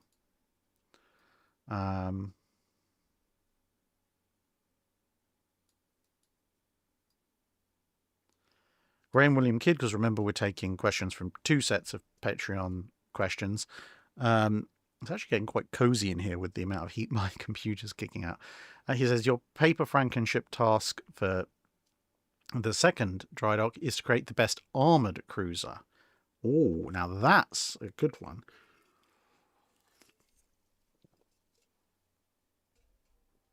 So this is going to sound like a little bit of a cheat, but if I'm going with a classic armoured cruiser, as opposed to, again, the kind of semi-battle cruiser types you get towards the end, if I'm going for a classic armoured cruiser, I'm probably not going to be too far off just taking Georgios Averof and cloning her. And she is she's already a big amalgam, because she's British guns, Italian hull, various German system and French systems in her. The Greeks had the option, pick and choose from almost everybody, and they did pick and choose from almost everybody, and they got a very, very good ship out of it. About the only thing I might do with an Averof style would be maybe make it a little bit bigger, because the Pisa class that Averof is based on is a fairly substantial armoured cruiser, but it's not the biggest armoured cruisers that were built in terms of true armoured cruisers, as opposed to things like Blücher, etc. So I might be tempted to maybe make it a little bit longer, and so I've got my twin 9.2s at either end, but then maybe stick another pair of 7.5-inch turrets along the side to strengthen my secondary broadside. Obviously, it would be very easy to go, oh yeah, we'll go Dreadnought style with all 9.2s, but as keeping within the realm of the classic armoured cruiser, I think, yeah, just elongated Averof with a substantially heavier secondary broadside. So we have 4 Patreon questions left before we go into the super chats. Killer Rabbit asks, what would World War II look like if the RAF focused on coastal command rather than bomber command? Ooh. Well, I mean, the U-boats would be suffering considerably more. I mean, to be honest, it wouldn't even take the RAF to be focusing on coastal command. It would be the RAF actually considering coastal command for much of anything. At various points, coastal command, when things like the Sterling and the Lancaster were coming out, were saying, well, look, we need a few dozen and we can have a massive impact on the war at sea. And the RAF was still just saying, no, every single heavy bomber is going to bomb Germany. So even if the RAF just said, yeah, all right, you know what, we've ordered 200 4-engine heavy bombers, you can have 80, we'll have 120, we'll then keep the rest of them, because then those will be like the Mark 1s, And then we'll take lessons from that, develop the Mark IIs and the Mark IIIs, and that'll be our main bomber, whether that's the Halifax, the Stirling, the Lancaster, etc. So the RAF will kind of think, well, we're getting one up on Coastal Command by foisting off the early models on them. But Coastal Command, even with Mark I Lancasters or Mark I Stirlings or whatever, is still going to massively impact German submarine operations. Also, if they're putting a bit more focus on Coastal Command, then you're probably going to see a lot more twin-engine torpedo bomber squadrons. So things like the Beaufort initially, and then later the Beaufighter. And that's, I mean, not that the Germans have a huge amount of shipping generally, but stuff like coastal shipping going up and down the Channel for occupied France and so forth, that would probably come under attack. And with significantly more recon and strike assets, potentially also things like the Norway campaign, Weserübung, could end up going somewhat worse for the Germans because more recon assets, more chances to actually spot the Germans and what they're doing. And also, if you've got long-range torpedo strike assets, whether those be Beauforts or even perhaps Wellingtons with a couple of torpedoes in their base, which was historically done, then you might see long-range torpedo bomber strikes launched to try and attack the Germans if they can get enough range. And especially with something like a Wellington, you could put additional fuel in if you needed to. And in 1940, the German anti-aircraft firepower from ships is about as poor as everybody else's. There's a decent chance you could actually severely mess up Weserübung before it gets anywhere close to successfully invading Norway.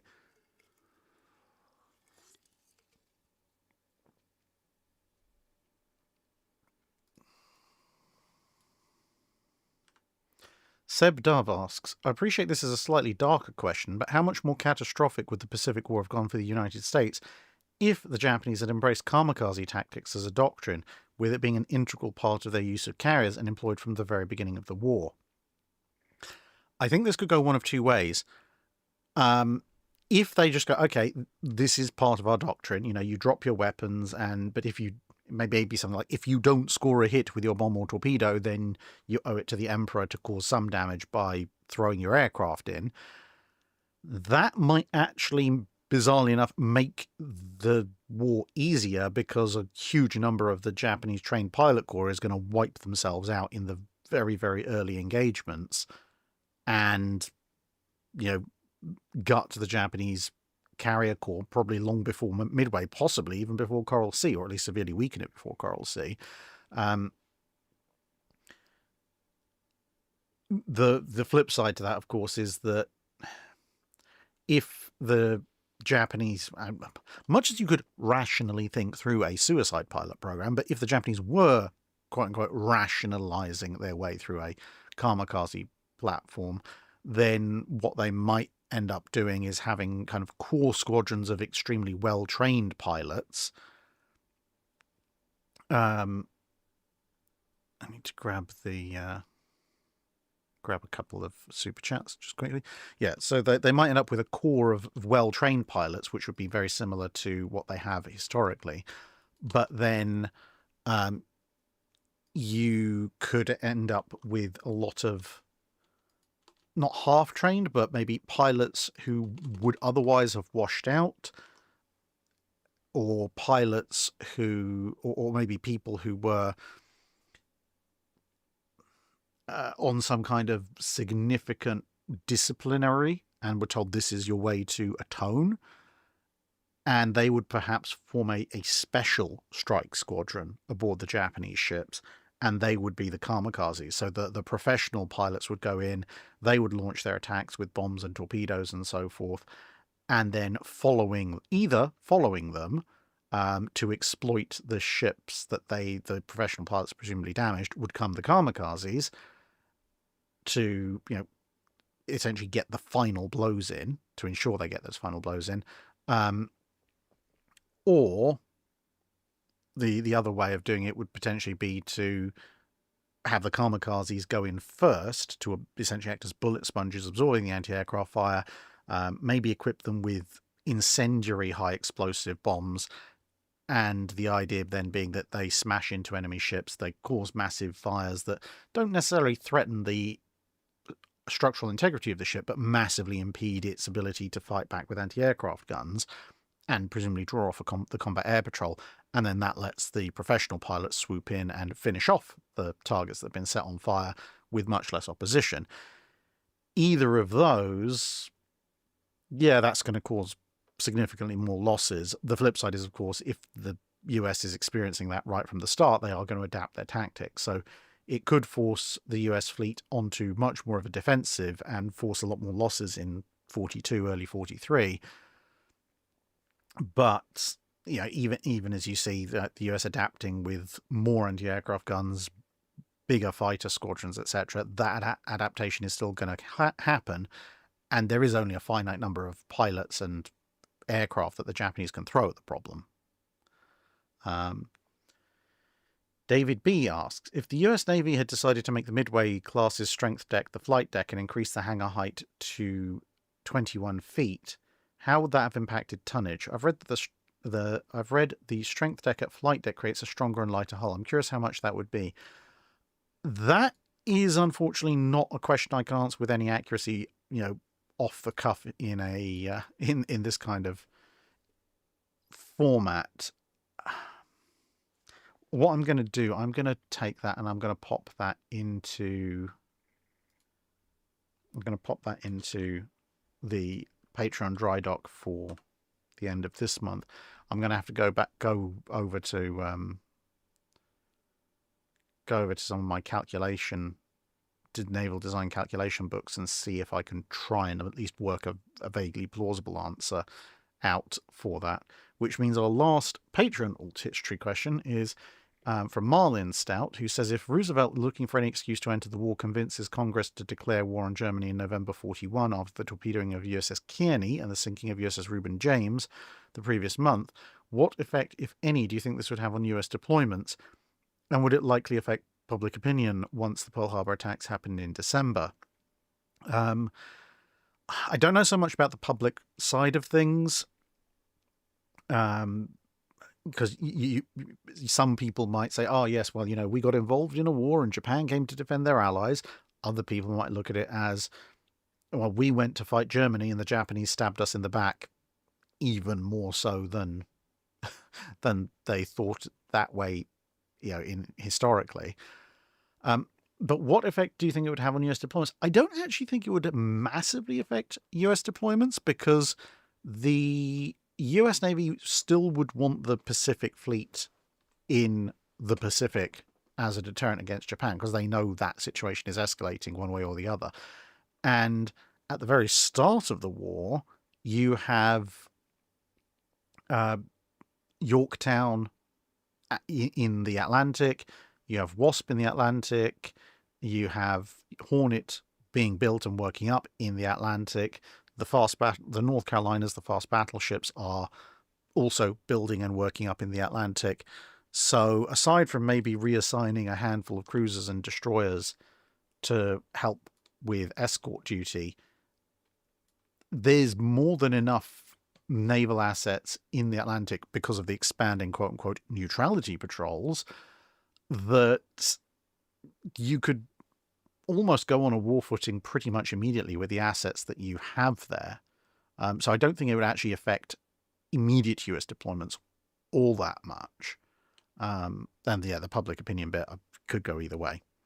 So that is the Patreon alt history questions. Now we can go through the super chats. So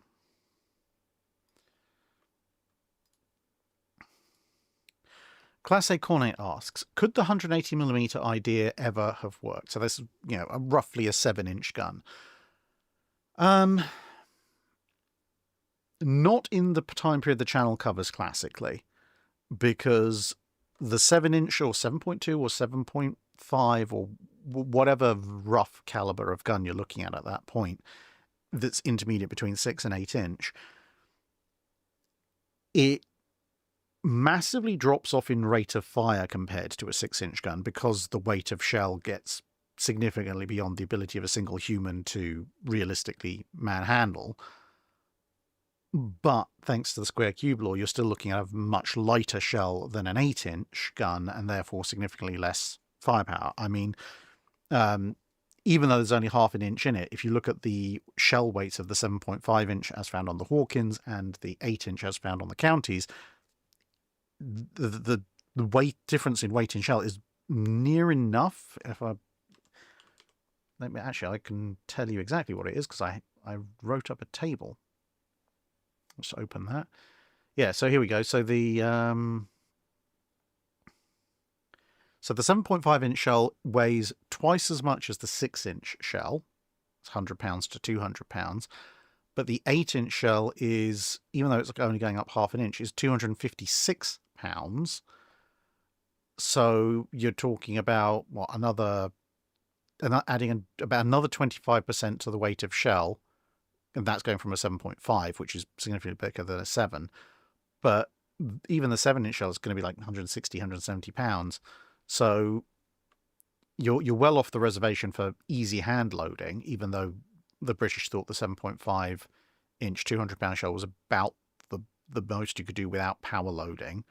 But yeah, and the only time that I think is going to work is potentially in the late World War II period, where if you end up with autoloaders coming in, then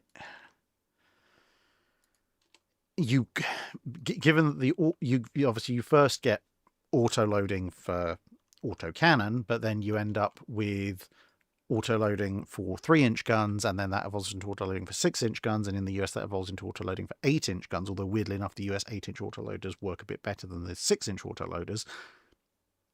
There may be a very small window in which 7-inch or 180mm autoloaders might be more viable for some navies than 8-inch, at which point, yes, you are getting some more firepower than a 6-inch gun at a very high rate of fire, which might make them attractive. But I think that's the only time really that a 7-inch gun practically works.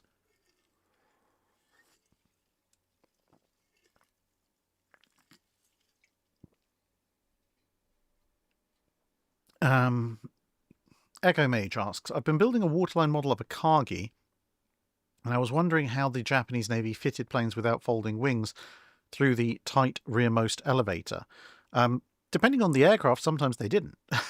When you've got fixed wing aircraft on carriers, sometimes you have T-shaped elevators where the elevator is quite narrow for the fuselage, and literally there's a T-shape cut out which allows you to bring the wings in.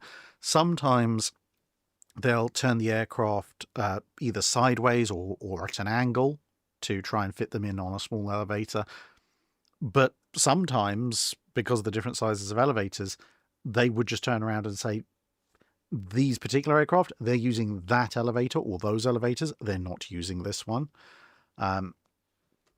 Plus, of course, during the period that Akagi is in service, aircraft grow quite considerably. So, a fixed-wing biplane fighter in the late 1920s is going to be a lot easier to fit in the rearmost elevator than, say, an A6M. And this is actually something that plagues a number of carriers that have smaller elevators. Sorry, it's been a long day. I'm a little bit tired, but nonetheless, we shall persevere.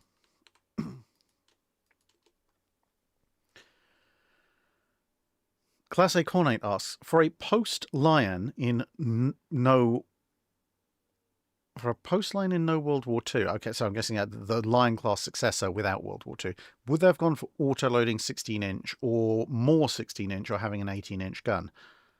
I think, given the government and treasury trends in the late 30s and early 40s, where they accepted that they did have to pay for more defense, but they were looking for ways of cutting down on the biggest expenses, I think they may well have gone for these semi-auto-loading 16-inch.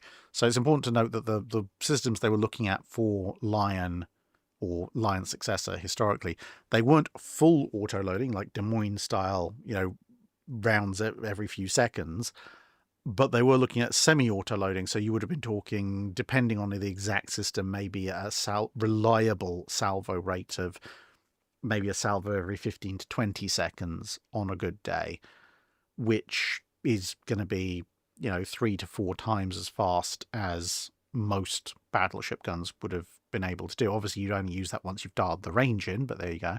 Although it does make laddering a lot more viable.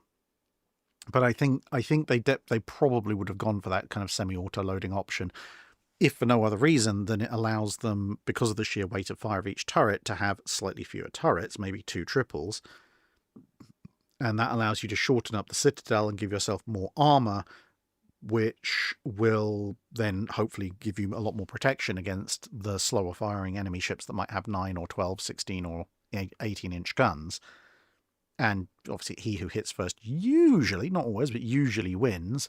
So, if you can chuck, if the enemy fires a 9-gun salvo, you fire a 6-gun salvo, but then by the time the enemy's reloaded and is ready to fire his second 9-gun salvo, you've sent 3 other 6-gun salvos down range. You're already, 9, they fire their second salvo as you fire your fourth, and at that point you're, a salvo and a half ahead already. Class A Cornet also asks, could a quad 9.25 beat an O-class or 14-inch armed B-65? Okay, so a quad 9.2-inch supercruiser. Could it beat an O-class battlecruiser or a B-65 with 14-inch guns? Depends on the engagement range. So an O-class or a B-65 with 14-inch guns is going to substantially outrange a 9.2-inch supercruiser. So if they can hold that range, then yes.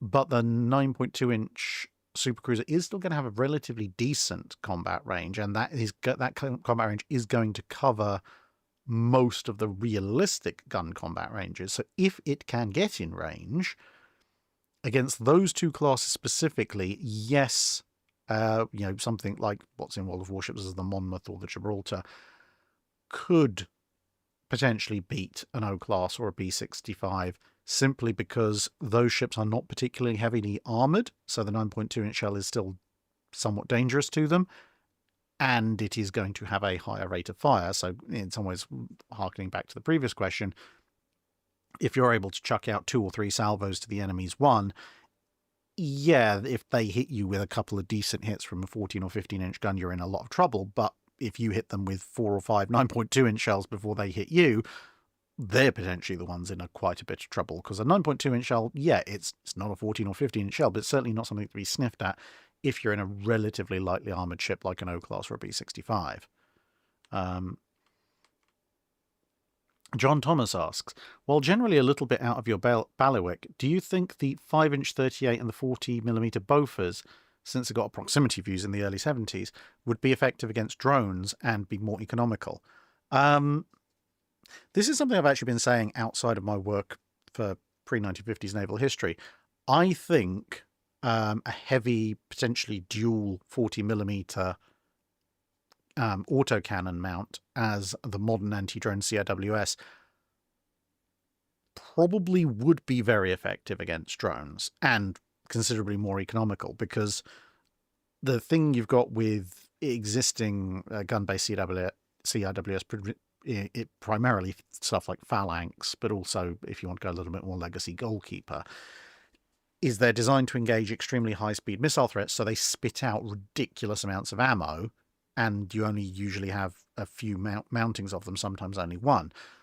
So, yeah, yes, they can probably engage. I mean, there's some question about that as well, but I won't go into that. But if you assume that a Phalanx can engage a flying motorcycle style drone, because it spits out just such a ridiculous amount of fire, it can only engage a handful of them before it's just going to be flat out of ammo, and that's not very helpful. Whereas if you have radar-guided proximity-fused twin 40mm Bofors, then they're not going to need to spit out anywhere near the same number of shells to most likely get a kill.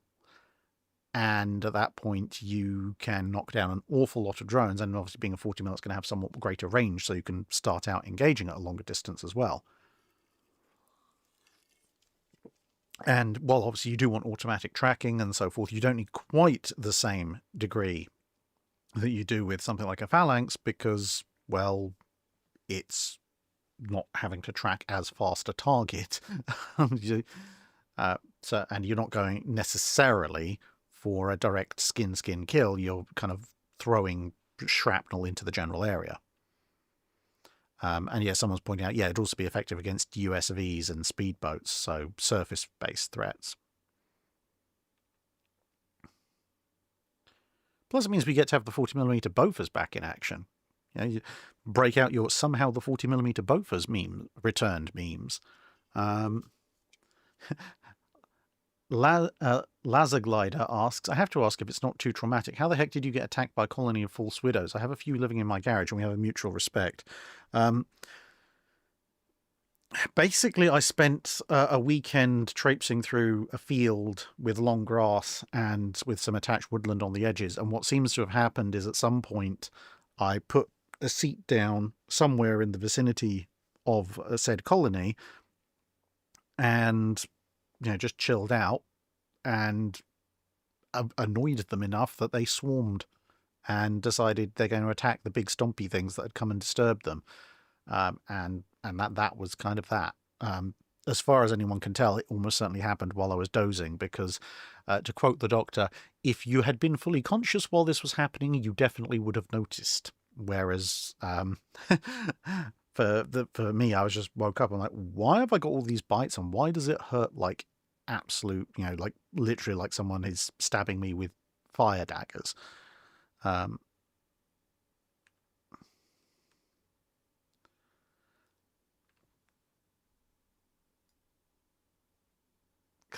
What's that? Let's have a look.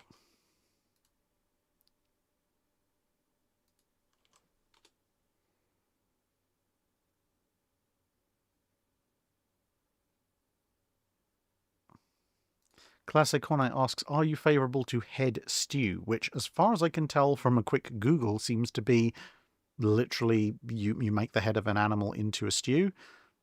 Not particularly. I mean, I understand that my food did at one point have eyes. That doesn't mean I want my food looking back at me while I eat it.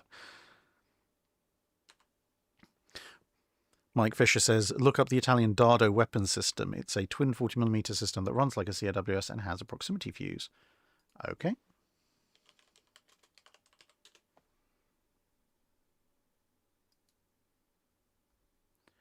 Oh, okay, yeah, I see what you mean. I mean, that's probably not necessarily that large. I was going to say it looks a bit larger than I would otherwise envisage, but then I realized that's actually on a relatively small ship. So yeah, something like that. I'm pretty sure looking at the shape of it that it's a slightly older weapon system. So I'm pretty sure we could make something slightly smaller and more compact these days. But yeah, as a general principle, that would be the kind of thing I would imagine would be a really good anti-drone system.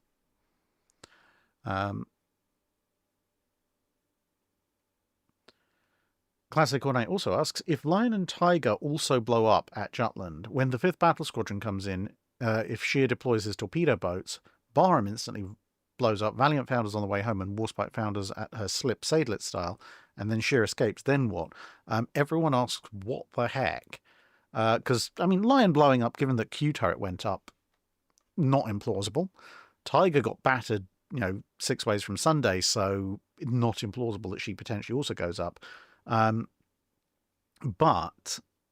that much, I mean, the British are going to have to rebuild their battlecruiser force. But the bit with the 5th is somewhat less plausible because in the event that you've basically only got New Zealand and Princess Royal, a chunk of the destroyers that are screening the battlecruiser fleet have nothing left to do. And 5th Battle Squadron comes in with its own destroyers, plus you've got the light cruiser squadrons. And one of the consistent things throughout World War I was that usually the bigger and more heavily armed British destroyers usually made mincemeat of the lighter and less heavily armed German destroyers.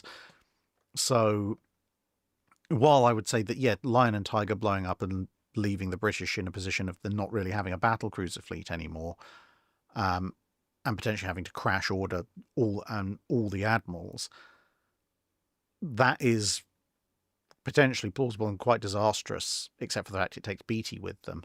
But it's difficult to see how the fifth battle squadron could be so badly mauled by German torpedo boats, because the combined forces of the battle cruiser fleet, surviving destroyers, and fifth battle squadron's destroyer escorts would shred any substantial attack by German first scouting group torpedo boats. Quiet Man asks, you can reach through Royal Navy history and replace 3 useless twits with competent but otherwise generic officers of the same rank. Who, why, and with what desired effects, but choosing Beatty or Seymour is cheating. Okay.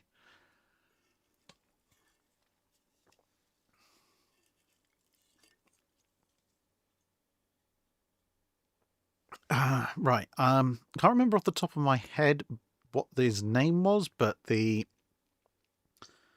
Admiral Lestock, I think it was, Admiral Lestock, who refused to support Admiral Matthews at the Battle of one of the many battles of Toulon, but the one that the future Admiral Hawke was involved in. Definitely replace him, because then that's potentially quite a decisive British victory in the mid-1700s.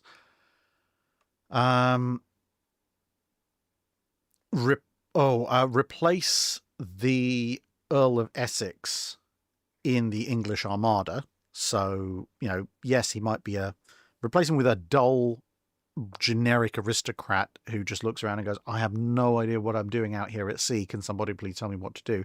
So at that point, the English Armada effectively comes under the actual command of Drake, and then they might actually do something effective rather than sailing up and down the Spanish coast and mostly losing ships for no particular gain.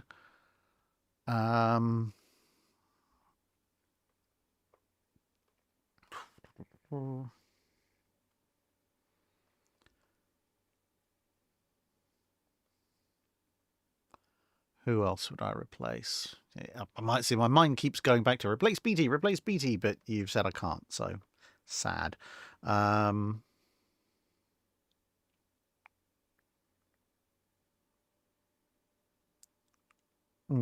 Yeah, Knight 6831. Yes, we are on the super chats now.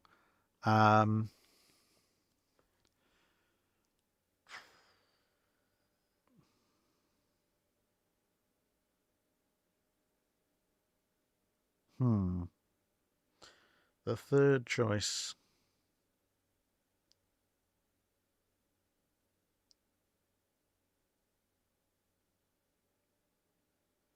My third choice, because this would really throw alternate timelines for a loop, would probably be the admiral who was in charge of the British ships at the Battle of Chesapeake Bay.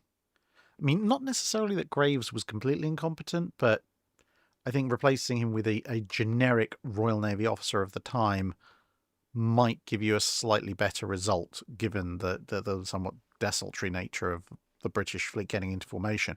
And if they manage to either win or force a standoff at Virginia Capes, that means that the British are able to reinforce Yorktown, and then the sort of the climactic battle of the American War of Independence either doesn't happen or doesn't go the way that it historically does. That guy 13 inches asking someone from Gallipoli. The problem is, I think replacing officers at Gallipoli probably doesn't actually fundamentally change the way things are going. Oh, unless, actually, having said that, you might actually, good call, you might actually get a result, because if you replace some of the senior commanders with officers who might actually listen to their subordinates, then instead of sending in mostly civilian manned slow trawlers in as minesweepers, you might send in Cunningham's destroyer flotilla equipped as minesweepers, who can probably do a far better job of minesweeping, and thus you don't get the catastrophic losses when the pre-dreadnoughts move in. John Thomas asks, did you ever contact the LST-325 Museum on coordinating a US trip with their annual cruise? It's one of the few World War II warships that's still mobile. I haven't yet. It is on my list of things to do, but it's something that I would have to do as and when A, I've got a trip to the United States, and B, I have enough time and wherewithal to head to LST 325, which that might happen next year, but we'll have to see. Lazar Glider asks, Vendela says, replace Churchill. Yeah, but Churchill was never in the Royal Navy. So Lazar Glider asks, you wake up one morning and realize you've covered every topic feasible into the scope of the channel. You want to continue. How does the channel change? If I've covered every single topic that's feasible to the scope of the channel, I think the two ways to continue would either be to go back to some earlier videos and do really deep dives into the subject matter. So I'd be like, hey, no, I've talked to you for half an hour, 45 minutes about this subject, but a whole bunch of you wanted to know more details. Now here's a ton of really expanded in-depth details. I mean, potentially if I've covered everything feasible to the scope of the channel, then who knows, maybe I might go into the deep dark realms of the more plausible alternate history, or at least the more fun alternate history variations. And I mean, yeah, if I've some, I mean, also I think I'd just give myself a medal if I presumably wake up when I'm old and grey and you're like, oh yes, well, you know, in my day we didn't have 4-dimensional holographic internet, and now let me get my sticks and crawl my way up the stairs. And I'll discover at the age of like 110 that I have somehow covered every single topic I can think of in the realm of naval history. Heck, at that point I might just, you know, randomly go out and start building replicas of sort of scale replicas of ships and having them fight it out. John Thomas says, why was Churchill First Lord of the Admiralty? So First Lord of the Admiralty, as opposed to First Sea Lord, was a civilian position, roughly analogous to the US Navy's Secretary of the Navy, so a political appointee, but with the caveat that at the time, for most of the time that the First Lord of the Admiralty is a thing, it's not that you have, you know, the Secretary of the Navy, the Secretary of the Air Force, the Secretary of the Army, and they all report to the Defense Secretary. I mean, at that point, for most of the existence of First Lord of the Admiralty, you don't have an Air Force, but you would have the person in charge of the Army, the political head of the Army. So like you'd have the First Sea Lord, which is the actual service head of the Navy, and the First Lord of the Admiralty, who's the political appointee, the civilian head.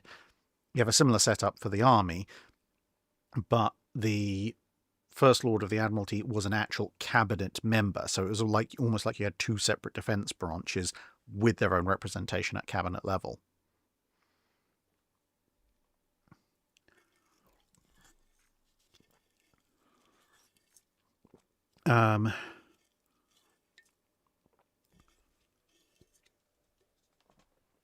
Right, that's one can of iron brew down.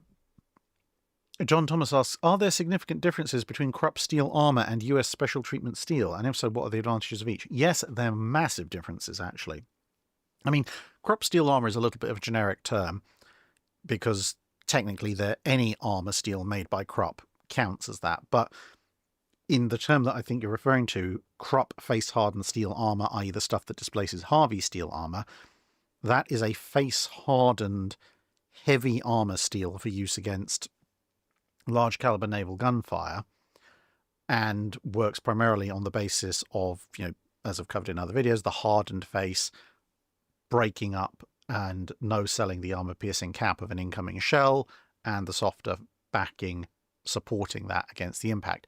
US special treatment steel is a non-face hardened homogeneous steel that is very close in properties to what the US would term Class B armour steel, which is, again, non-face hardened homogeneous steel.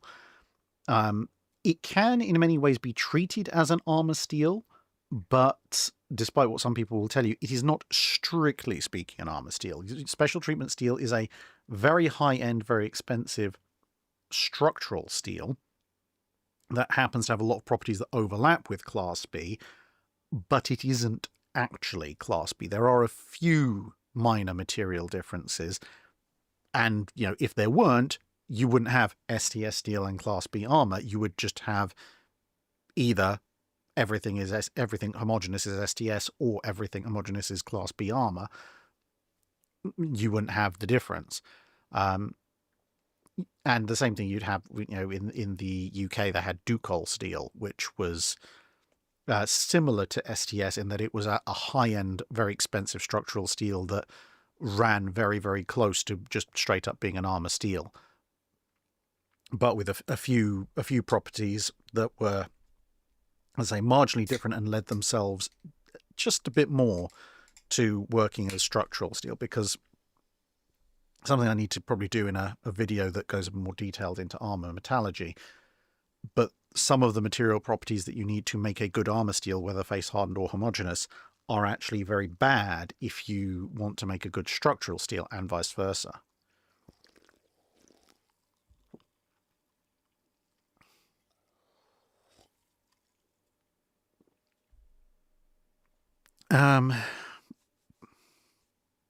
Yeah, apparently there doesn't seem to be any of the admins on today, but maybe I should appoint some more admins from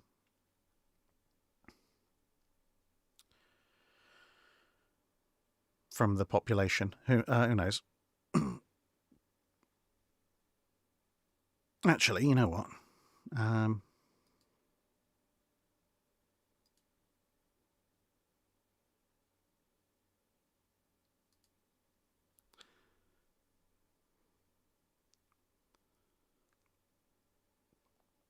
Right, so I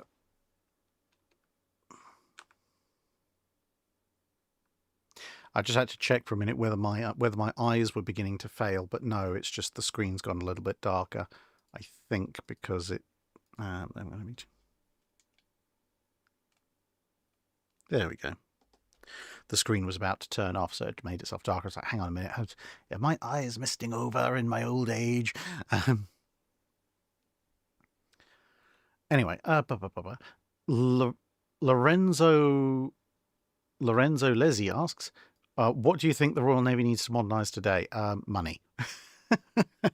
I do not want to step into that particular political dogpile, especially given what's going on literally today in the UK with the defence minister resigning and everything. But yeah, there's a lot of things I would do different with the defence budget, and both in terms of ships and systems and how the actual sailors are paid, etc. But the single overarching thing, if you want to modernise the Royal Navy today, is you actually have to pay for the capabilities you want. And I think the last thing I'll say on that subject is that my position when it comes to that kind of spending is, if you want to spend very little on defence, fine, that is the political prerogative. If you get elected on that platform, so be it. That's what the majority have apparently decided they want to do. But if you want to demand certain capabilities, so if you want to demand force projection, nuclear deterrence, maintaining and securing that nuclear deterrence, being a credible player on the high seas, you have to pay for that. You can't have a minimal budget and have all these capabilities that make you look cool and look big on the international stage. You can try, and you will fail, but if you seriously want to be, a top tier naval player, even if you're not, the very top tier, you really should pay for the capabilities that you're asking for. And if you don't, you're an idiot. But hey, I could have just said you're a politician. Mainly pretty much the same thing.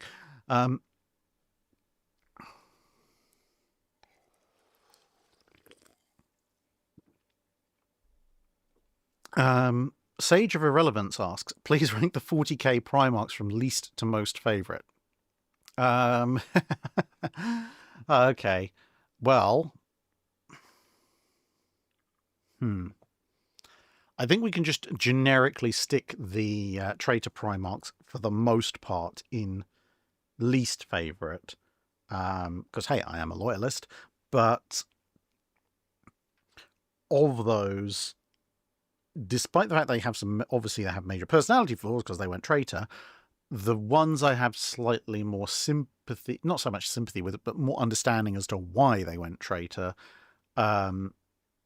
would be, well, Angron had the flipping butcher's nails in, so he is not a nice person by any stretch of the imagination.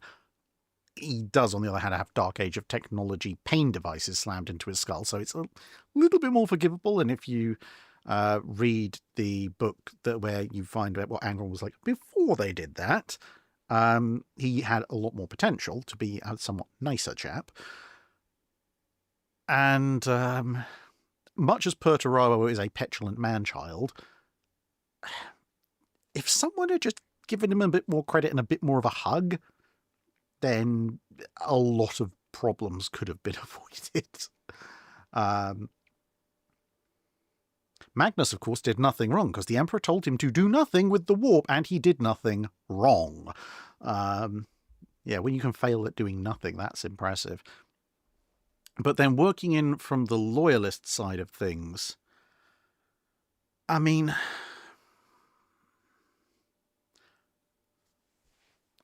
to be honest, my favorite loyalist Primarchs, well, two of the three of them ended up on Istvan at the Istvan Drop Site Massacre. So, you know, I like Vulcan, Korax, and then it would be a toss-up between Leman Russ and Jagatai Khan for 3rd/4th place. Sanguinius is kind of middle of the pack, because aside from constant visions of Horus killing him, he's nice enough, but he also is just ridiculously powerful for a generic Primarch before you get into all sorts of fancy chaos powers. So I think he has a little bit of a leg up there. So I like him, but he's not quite as characterful as some of the others. And perhaps that's because they just haven't given him quite as much of a character development in the Horus Heresy novel series compared to some of the others. But then you get, Ferrus Manus. Again, you don't get a huge amount of detail about him, so it's very difficult to form much of an opinion about him, other than he does seem to fly off the handle at the smallest opportunity, which doesn't particularly endear me to him. Lionel Johnson 40k version I like a lot more than Lionel Johnson 30k version, although Lionel Johnson 30k version is very funny in the kind of pull pin and point in direction of the enemy, because he is a hilariously destructive force when it comes down to it. Dawn is probably in the lower half of Loyalist Primarchs for me as well, and I know Valrak's probably going to reach through the screen and throttle me. Dawn is kind of like Sanguinius to me. He's a decent enough Primarch, but there's nothing that makes me go, yeah, I kind of really like him.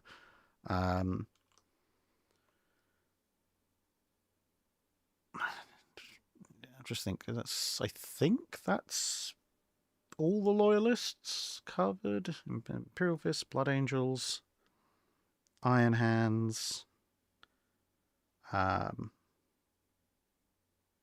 Angels, White Scars, Salamanders, Space Wolves, Raven Guard. Who am I missing? Oh, Ultramarines, Rabute Guilliman. Okay, well, again, kind of mid-tier. He's doesn't do anyone.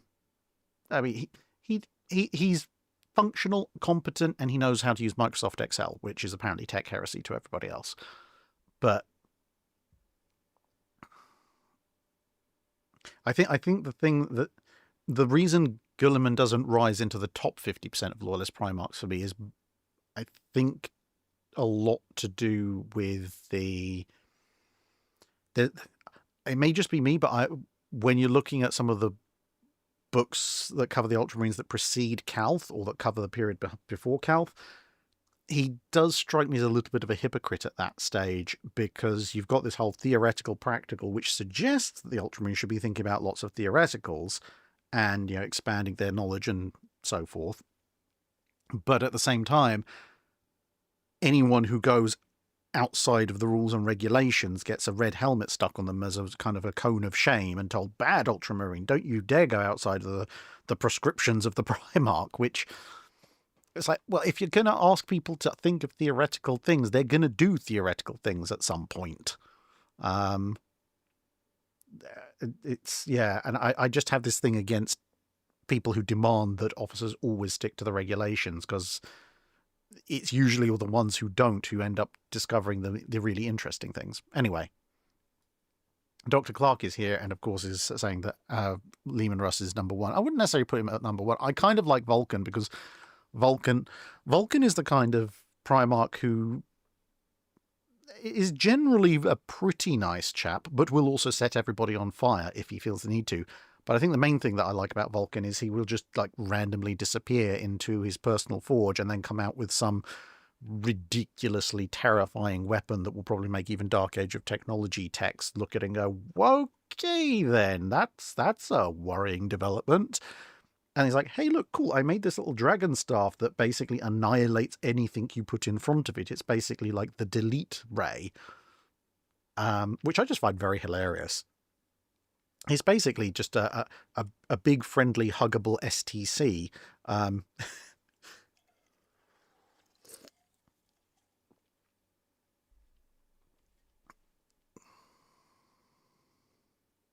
Yeah, poor old Silent Service 77. Someone asked me about Warhammer 40k. I'm going to answer. Going back to naval history, Andrus Raki asks, in an alternate history, if Pearl Harbor is alerted to the Japanese attack and bombers are sent to skip bomb the Kido Butai, how would that go? And if successful, how would it impact the Japanese Navy all the war? It would go very poorly, because skip bombing was not something that the US Navy was trained in, or indeed really knew all that much about in December 1941. It was a tactic that developed during the war. And honestly, the bombs aren't really suited for it anyway, because if they're sending out bombers to take on the Kido Butai on and around December 7th, it's almost certainly going to be mostly dive bombers, and they're trained to fly up high and drop 1,000-pounders in a steep dive. If you try and skip bomb with a Dauntless, very bad things are going to happen. I mean, probably not quite as bad things as if you try and attack them with Devastators, but you are going to be far, far more effective just coming screaming out of the skies with 1,000-pounders in a high-speed dive than you're ever going to be trying to get a Dauntless to skip bomb a 1,000-pound high-explosive bomb across the land.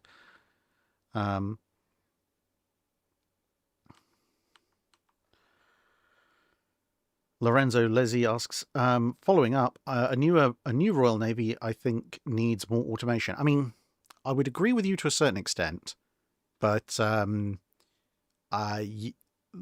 my only concern at that point is, yes, automated systems like you have on the Queen Elizabeths these days can work fairly well, but if you try and sell them too hard, there's going to be a very, very strong temptation to the Treasury to use automation instead of complicated manned systems, as opposed to a complement to them, because that's the Treasury for you. Silent Service 77 asks, what British carrier would be best for a Victorious-style rebuild that is not victorious? Implacable or Indefatigable, which were the next ones on the list, because they're bigger than Victorious. They have far less sea mileage on their engines, so even if you forget to refit their engines, it's not going to matter quite so much, because their engine plant isn't as worn. And, being bigger in the first place, they are going to be more capable once they have been refitted. I mean, Victorious was chosen because she was probably in roughly the best conditions of the Illustriouses. But I think if you're looking for the single most capable carrier, then yes, either Implacable or Indefatigable. But if you were looking for maybe a cheap proof of concept to say, look, this is what happens when we go full angled flight deck, full modernization on a aircraft carrier, then at that point you probably want to pick one of the Colossus class, because they're small, lightweight, cheap, and therefore going to be pretty easy to rebuild for a relatively minimal price, and again, fairly low mileage on them. Um,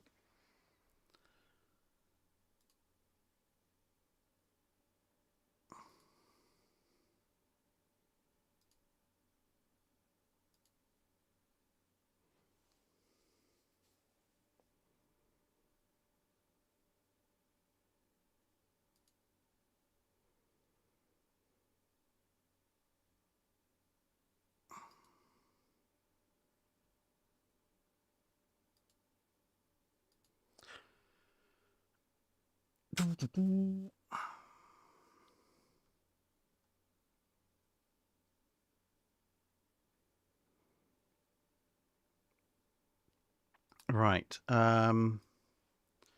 So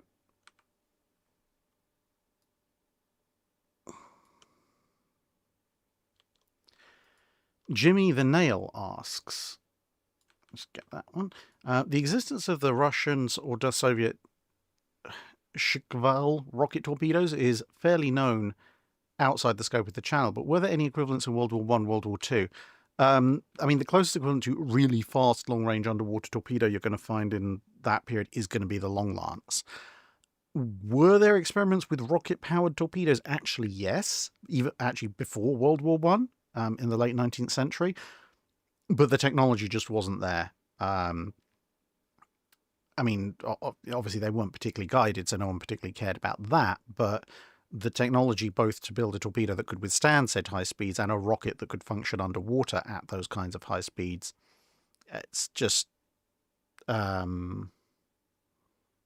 it's not quite there. And so they weren't really looking into rocket powered torpedoes with any great seriousness in World War One, World War Two. They were mostly just trying to get their regular torpedoes to work properly.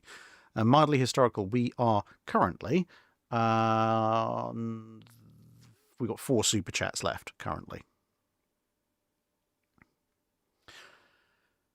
Ashhawk asks, IP crossover. HMS Leviathan is near enough to get into position to provide fire support to the Thunderchild as she makes her ramming run. How does this change things? Does Britain's Sea Dragon have the reach to hammer the Martian walkers? I mean, I don't think it's going to save Thunderchild because Thunderchild gets heat rayed at short range. But if she, I mean, well, at the same time, I think if Leviathan is near enough to provide fire support to Thunderchild from the beginning of the engagement, then Thunderchild might stand a chance of surviving. If Leviathan just starts coming into range at the time Thunderchild is making her final run, I don't think they have the time to get the range going, even with the ridiculous numbers of guns that Leviathan would be carrying. But having said that, there is the often forgotten portion of the first half of War of the Worlds.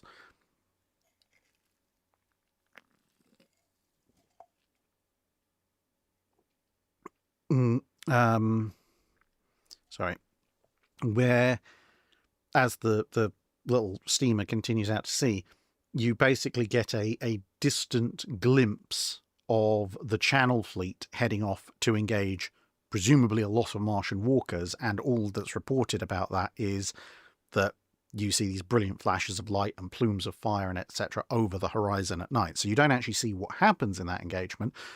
The only thing I'll point out is that the Martian walkers, which at that point are in the Channel, never show up in France. So given that Thunderchild on her own was clearly something of a threat, presumably the Channel Fleet, despite sustaining losses, was able to do a fair bit of damage to the Martian walker force. And if Leviathan is able to, somehow save Thunderchild, she'd be more than capable of finishing off the remaining Martian walker and or then heading down with the Channel Fleet to provide fire support in that engagement. Simon Borbage asks, I'm a new subscriber and I don't know that much about naval history. My question is, what makes a warship inefficient? Oh, there are a lot of different ways you could define this, but my general perspective on this would be essentially 2 things. One, have you installed far too much of a given system without stopping to think of the implications of this? So that's something I mentioned in a recent video, is if you end up putting ridiculous amounts of pumping capacity into your battleship, yes, you can boast that you can pump out a quarter of your battleship's displacement or half your battleship's displacement in water every hour, which is all well and good in isolation on paper, but then you have to consider, what kind of damage would I be taking to have 15 to 20,000 tons of water pouring into my ship? That is a much, much bigger problem. And to be honest, if you're in a position where someone's put enough holes in you that you're taking on 20,000 tons of water an hour, they're probably in a position to put in more holes in you, so you're down taking 30,000 tons of water an hour, and you're going to sink anyway. So you would be much better advised taking a whole bunch of that tonnage you put into silly, absurd levels of pumpage and putting it into guns or armor. So that's one way of efficiency. You basically just put far too much of something in. And the other thing is just you don't make use of modern technologies and modern naval design, so you end up coming up with something that is competitive with other ships of a similar classification, but you end up using a lot more displacement and therefore also a lot more money and a lot more resources to achieve the same outcome.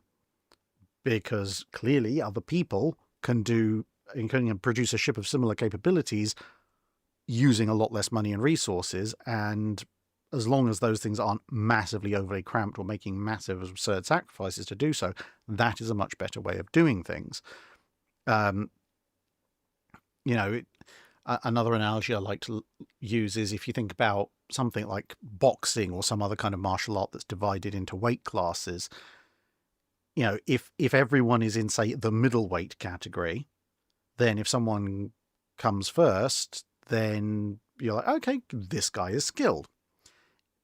If you get someone who's at the upper end of the heavyweight category and they somehow finagle their way into the middleweight category and they just perform okay, maybe placing 4th or 5th in some kind of organized tournament, no one's going to say, oh yeah, you know what, you're in the top 10% of middleweight boxers, you're doing really well. They're just going to be like, how, with all these advantages that you've got, theoretically, have you managed to not even place in the top 3?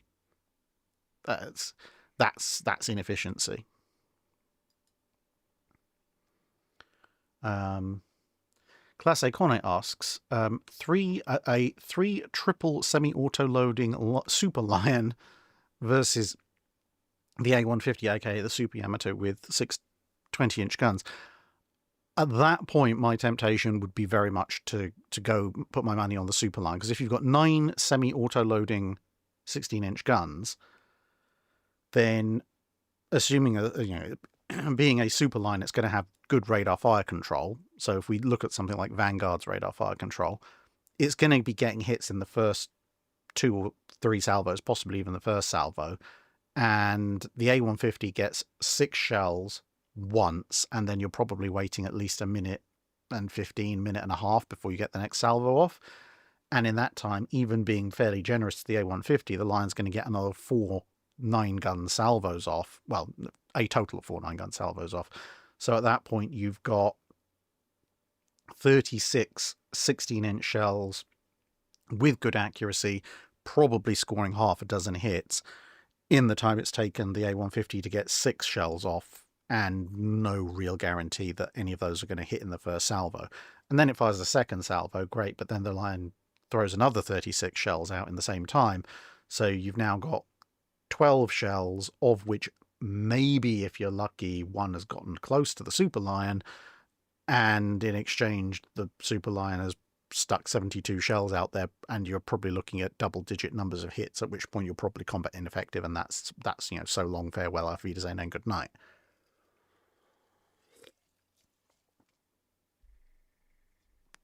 Jimmy the Nail asking, have either you or Dr. Clark played Windrose or Naval Action? I've played Naval Action.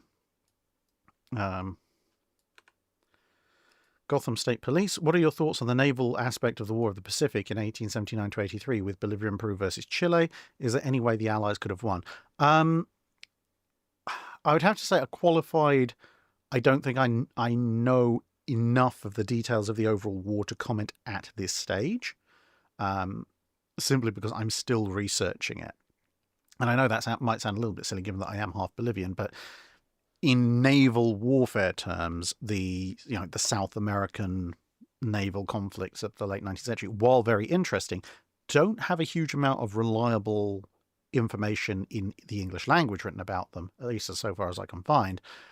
And so I'm still working my way through and putting my thoughts together. So I wouldn't feel massively confident in turning around and trying to say now this is definitively what should or shouldn't have been done.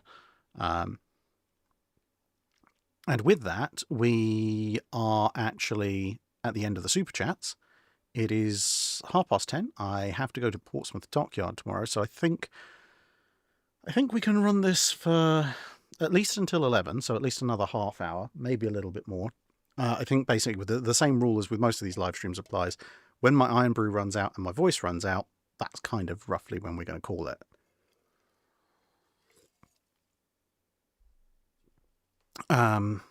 So, yeah, if you're looking through the chat, and you want to get your question answered, then if you find Gotham State Police's super chat, I'm basically, because of, as I mentioned at the beginning, the whole ridiculous way that YouTube chat works, I'm going to basically start looking for questions from there on down. And so if you've asked a question before, feel free to pop it in the chat now, and hopefully I'll be able to get to it. Dr. Clark pointing out Unicorn might be a good option to refit instead of Victorious. I mean, I suppose so. I mean, I can see that working. My only reservation would be that, as compared to a Colossus, which would be a cheap and cheerful proof of concept, she is basically the repair carrier. So if they stuff anything up, that could be a problem. And obviously she is smaller and has less hand capacity than Implacable or Indefatigable. But anyway, those would be my only hesitations. But she would also be a good potential candidate.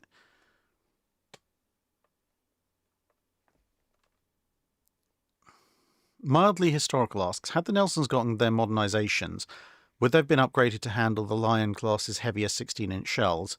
And would they have tried to make them reach 25 knots, if not more? I think it depends on what degree of modernization they get, because for the Nelson class, there's like 36 different modernization proposals, an awful lot of which, to be fair, almost entirely revolve around just modifying the secondary and anti-aircraft battery and radars, fits, and fire control systems. Therefore, there are some of those are more extensive, and they look at reconfiguring the ships in a much broader sense. I don't think I've seen any significantly developed Nelson class design studies that were talking about completely redoing the shell hoist and magazine systems, so that they could handle the proposed shell for the Lion class. Although they're depending on exactly how that worked out, there may have been some compatibility going on there, in the same way that the proposed 15-inch 45 that was initially mooted for the King George V in the early 30s would have had the ability to fire the older 15-inch shells as well. So, but yeah, I don't think anyone was seriously looking into that level of modernization. But could they have tried to make them reach 25 knots or more? They could have tried. I think it would very much depend on how they managed the secondary and anti-aircraft battery upgrade, because when you do modernizations like Warspite, Queen Elizabeth, and Valiant, they need a lot more anti-aircraft shells. And so they end up, as well as taking over the secondary 6-inch magazines, they end up expanding some of the anti-aircraft shell magazines, which takes up some of the space where the previous power plant was, which is why the power plant gets somewhat more powerful, but speed stays roughly the same. With the Nelsons, they are designed with a slightly more extensive anti-aircraft battery going into initial construction, and they have that twin 6-inch battery, which obviously has quite an extensive magazine system. So if, for example, which is one of the proposals, you rip out all the 4.7-inch and the twin 6-inch, and you replace it with a Renown style or Queen Elizabeth Valiant style 10 twin 4.5-inch turrets, 5 on each side. It's possible with a little bit of a play around that the existing 4.7 and 6-inch magazines can be modified to just be really big 4.5-inch magazines, because the 4.5-inch shell is somewhat smaller than either of the previous guns. At which point you could up the power plant quite considerably by just using the same machinery space footprint. And at that point, yeah, you probably could push the Nelsons to quite reliably reach 25 knots. But if you went with either one of the more extensive schemes that was looking at even more 4.5s, or you perhaps went with 5-inch 38s, which was also something that was on the table, or you went with replacing the 4.7s with 4.5s or 5-inch 38s, and you kept some or all of the 6-inch, then you would be again looking at encroaching on some of the machinery space for more anti-aircraft magazines, because some of the existing magazines wouldn't be available. And then you'd probably be looking at keeping around about 23, 24 knots.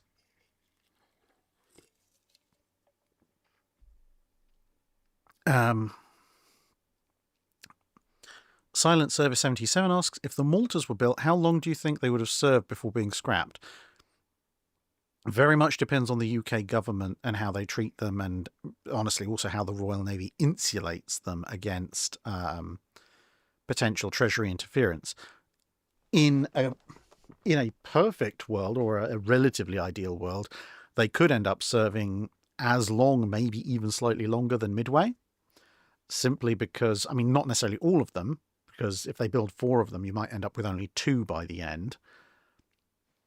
But obviously the Maltas would be built slightly later than Midway, and given that they pause the Audacious's and then either build or rebuild, depending on which one you're looking at, with early angled flight decks, I think if they had seriously considered building the Maltas, you might well have held them at a much earlier stage and actually just built them straight up from the start with angled flight decks.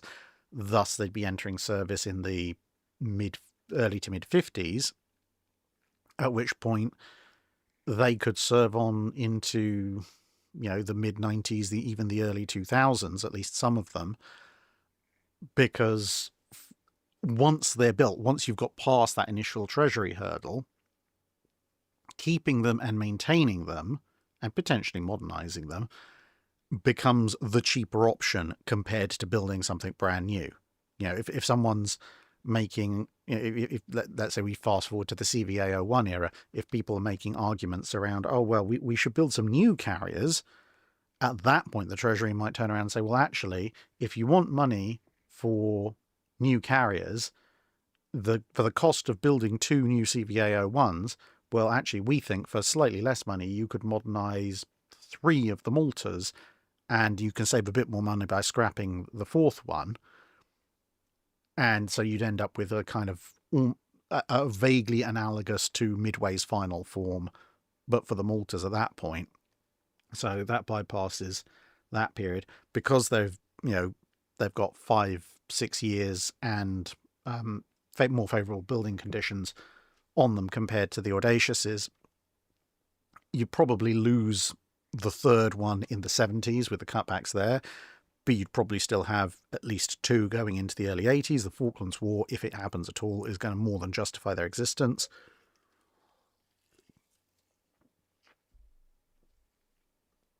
And the US Navy, given that you'd have 2 super carriers available in an Allied fleet, would probably still be quite happy to poke the British to say, hey, we kind of need those for the NATO role, so don't you dare get rid of them. And then they'd probably go on until the mid-90s, where at that point people are like, oh, yes, well, we're never going to fight another war with anyone, and everyone is singing Kumbaya and sitting around in a hippie circle, so clearly we don't need them anymore. And at that point, they would probably get decommissioned, and then maybe they'd start looking at replacing them with something slightly smaller, but probably still bigger than the Invincibles, somewhere in the early 2000s.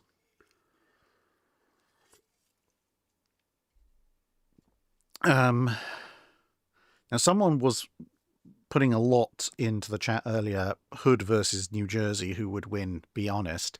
And all I'd say to that is that, I mean, in World War II, you kind of have to give the advantage to New Jersey. They've got similar-ish overall armor layouts for their armor belt. They both have 12-inch inclined armor. But ultimately, New Jersey is entering service with fully modern, up-to-date fire control and radar. She has an additional gun and heavier guns at that, and has a fully working modern machinery spec.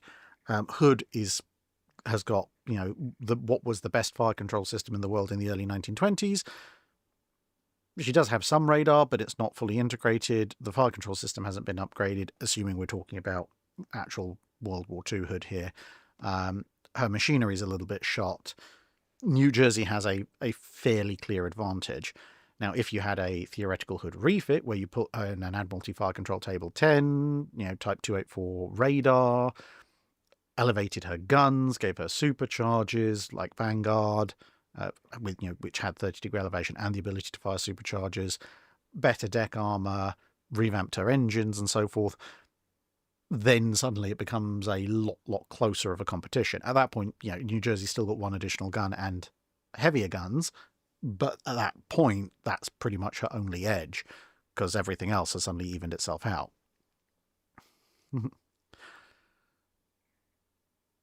Iwindil asks, could you make a list of 5 biggest Royal Navy blunders in peacetime?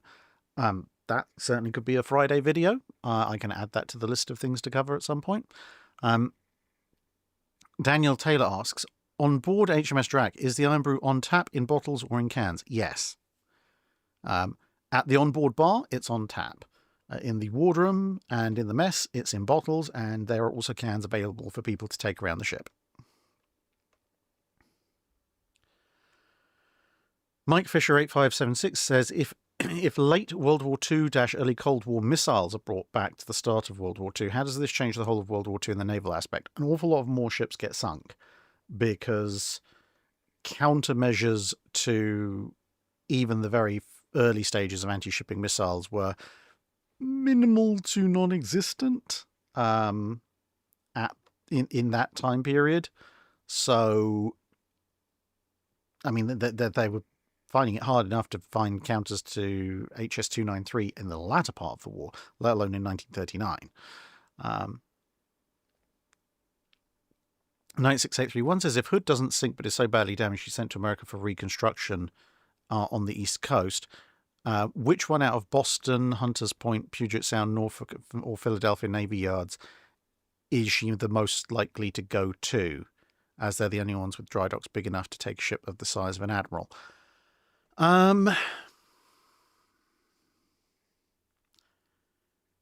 If she's damaged in the Atlantic,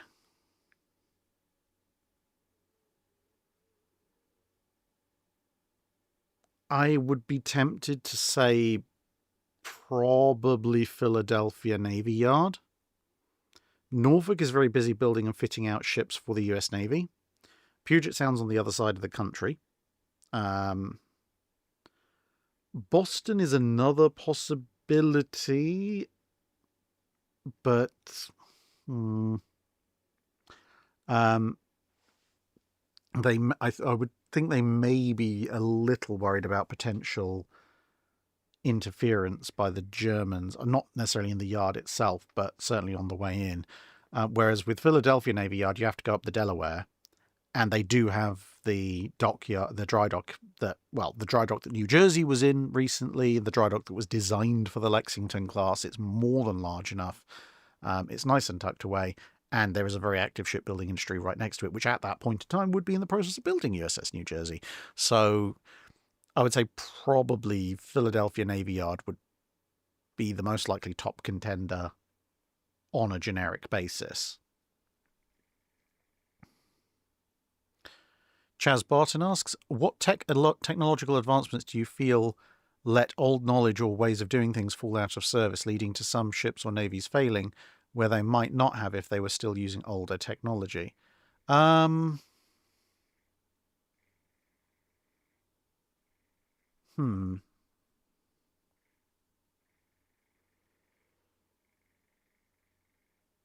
I mean, there's two ways of looking at that, I suppose.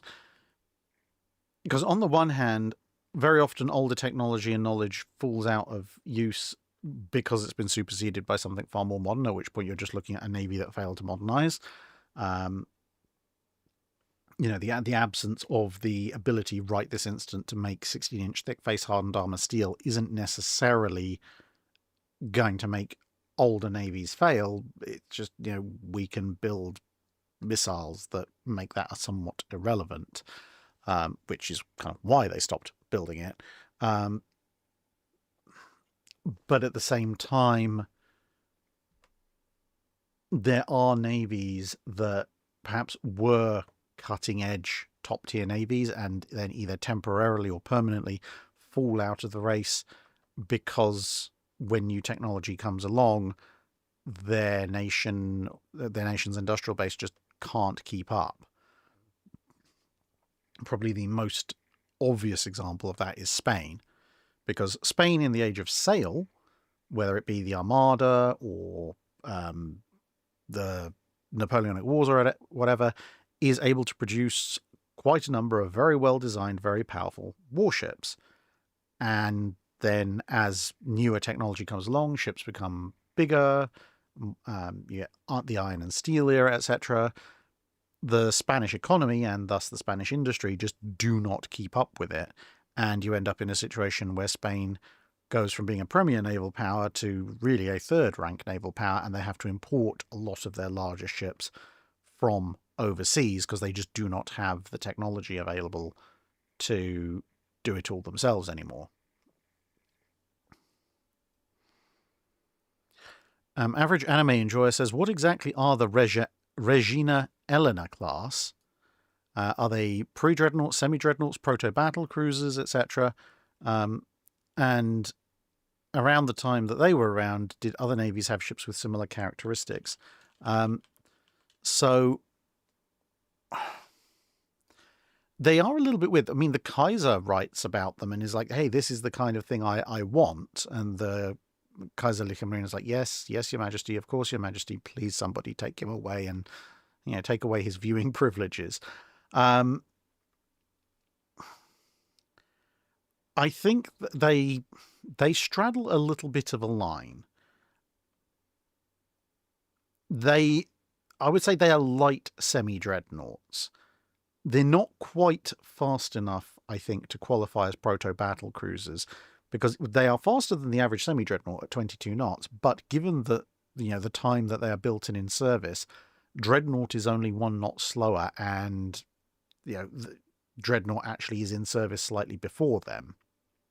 And dreadnought certainly isn't a prototype battle cruiser. But they do abandon the intermediate, so 6-inch battery for a heavier 8-inch gun battery. And yeah, so I would say they're probably the closest definition to them would be they are semi-dreadnoughts, but they're a lightweight, fast version of a semi-dreadnought as compared to the more traditional semi-dreadnoughts.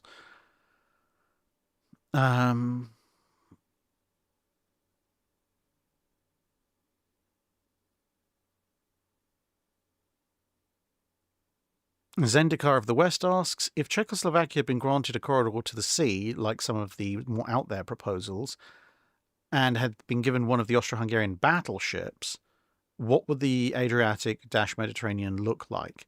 I don't think it would substantially change all that much, simply because Czechoslovakia in the interwar period, while they did have quite a decent armaments industry, one battleship does not a particular deterrent make. It would be a nice national flagship for a while, but being an old slow coal burner, it would need serious updating at some point in the interwar period, and I think at that point it would just probably go away because, what's it going to do? Even if you significantly upgrade it, the Tegetthoffs, while they're good for their time, you're looking in an environment where you've got the Italians modernizing their ships. Czechoslovakia probably can't afford to modernize their one, and even if they did, well, the Italians have got a bunch more ships.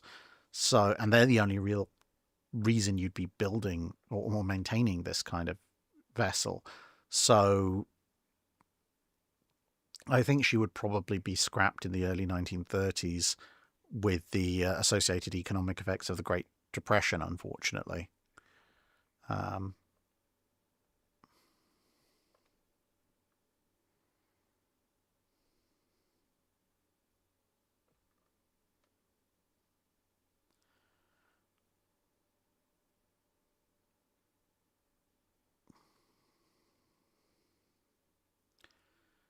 oh, the chat has jumped massively. Where the banana am I going?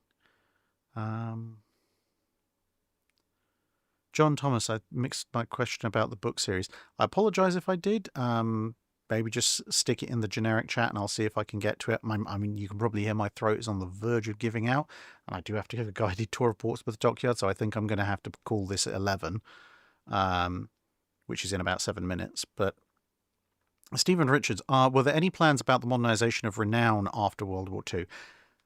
Theoretically, yes, there were a few on paper that were considered, and some moves were made for a major refit / modernisation. But with the end of the war and the consolidation of the fleet, those ideas were dropped pretty quickly.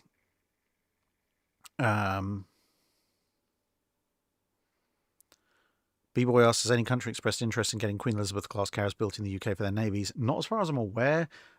There was at some point during their development some idea of co-developing a carrier design with France, but yeah, that didn't happen.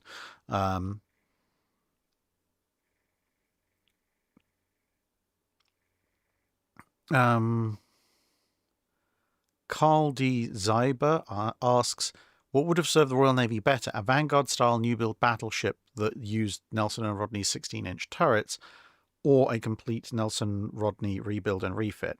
I think it depends on where you're trying to place this vessel. If you're talking about perhaps building it as a companion vessel to the King George V's, perhaps hypothesizing that the Royal Navy's armour manufacturing, or Britain's armour manufacturing capability, gets off the ground a little bit faster, then at that point, yeah, a Vanguard-style new build with Nelson and Rodney 16-inch turrets would do considerably better for World War II. Post-World War II, possibly also, because, well, they'd be fast carrier battlegroup support assets. But more practically, given the historical limitations of Britain's arms and armour industry in the mid to late 30s, a full Nelson Rodney rebuild or refit in the style of Queen Elizabeth or Valiant or Renown would be a much better bet going into the Second World War, because that's actually plausible. Mildly Historical asks, had the Royal Navy standardised on the 4.5-inch gun starting with the Tribal class, would it be possible to go back and rearm the earlier interwar destroyers with 4 single 4.5-inch guns?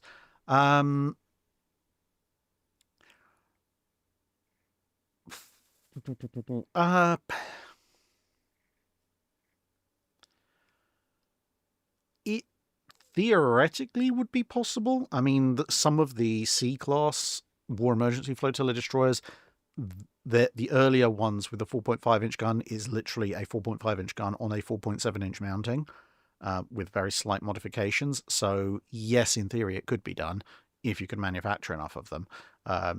Whether you'd be able to get the full elevation play out of them is another matter entirely.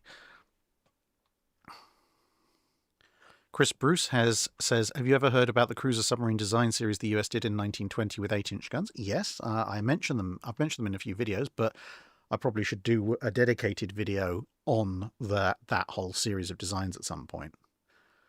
Jimmy the Nail, did you ever read the Swallows and Amazons book series as a kid? Yes, I did. I think not all of them, but a decent number.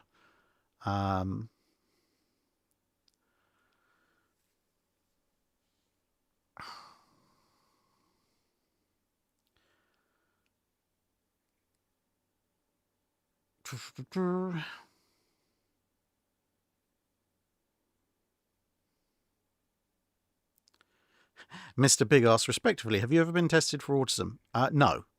I did spectacularly terrify my first if you like, real employer, my first full-time job employer, at one point, because they sent us all on a long weekend, but basically most of a week team building exercise, part of which included psychological assessments.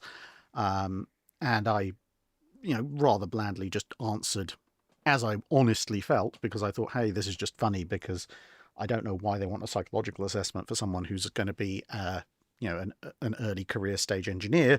And then apparently they looked at them and just went, okay, that's way off normal. We should possibly be concerned. Yeah, that was the Myers-Briggs indicator tests, and yeah, whereas most people apparently they lean one way or the other on the 4 major scales, I was apparently just like, I'm either all that way or all that way on all of them, which I've still got a copy of that somewhere. Somewhere in all these files.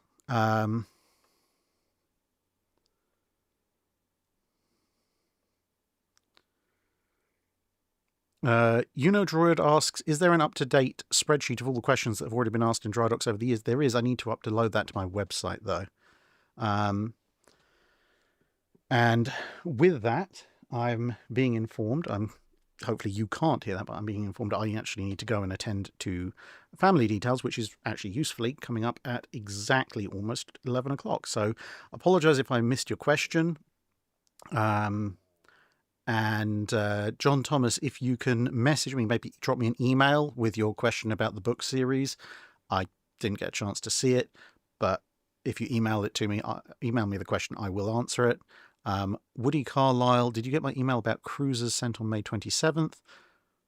Possibly. I will need to go back and check through my emails because of the various health issues that prevented me doing these live streams for quite a while. I've also fallen behind quite a bit on answering emails. So if you have sent me an email in the last few months and I haven't replied, I do apologize. I will hopefully try and get round to answering them over the next few weeks.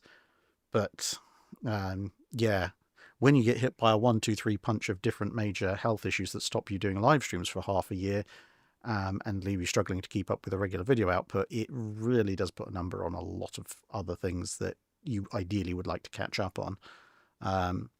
So yeah, until the next live stream or until the next video that you tune into, thank you very much, and see you again in another video.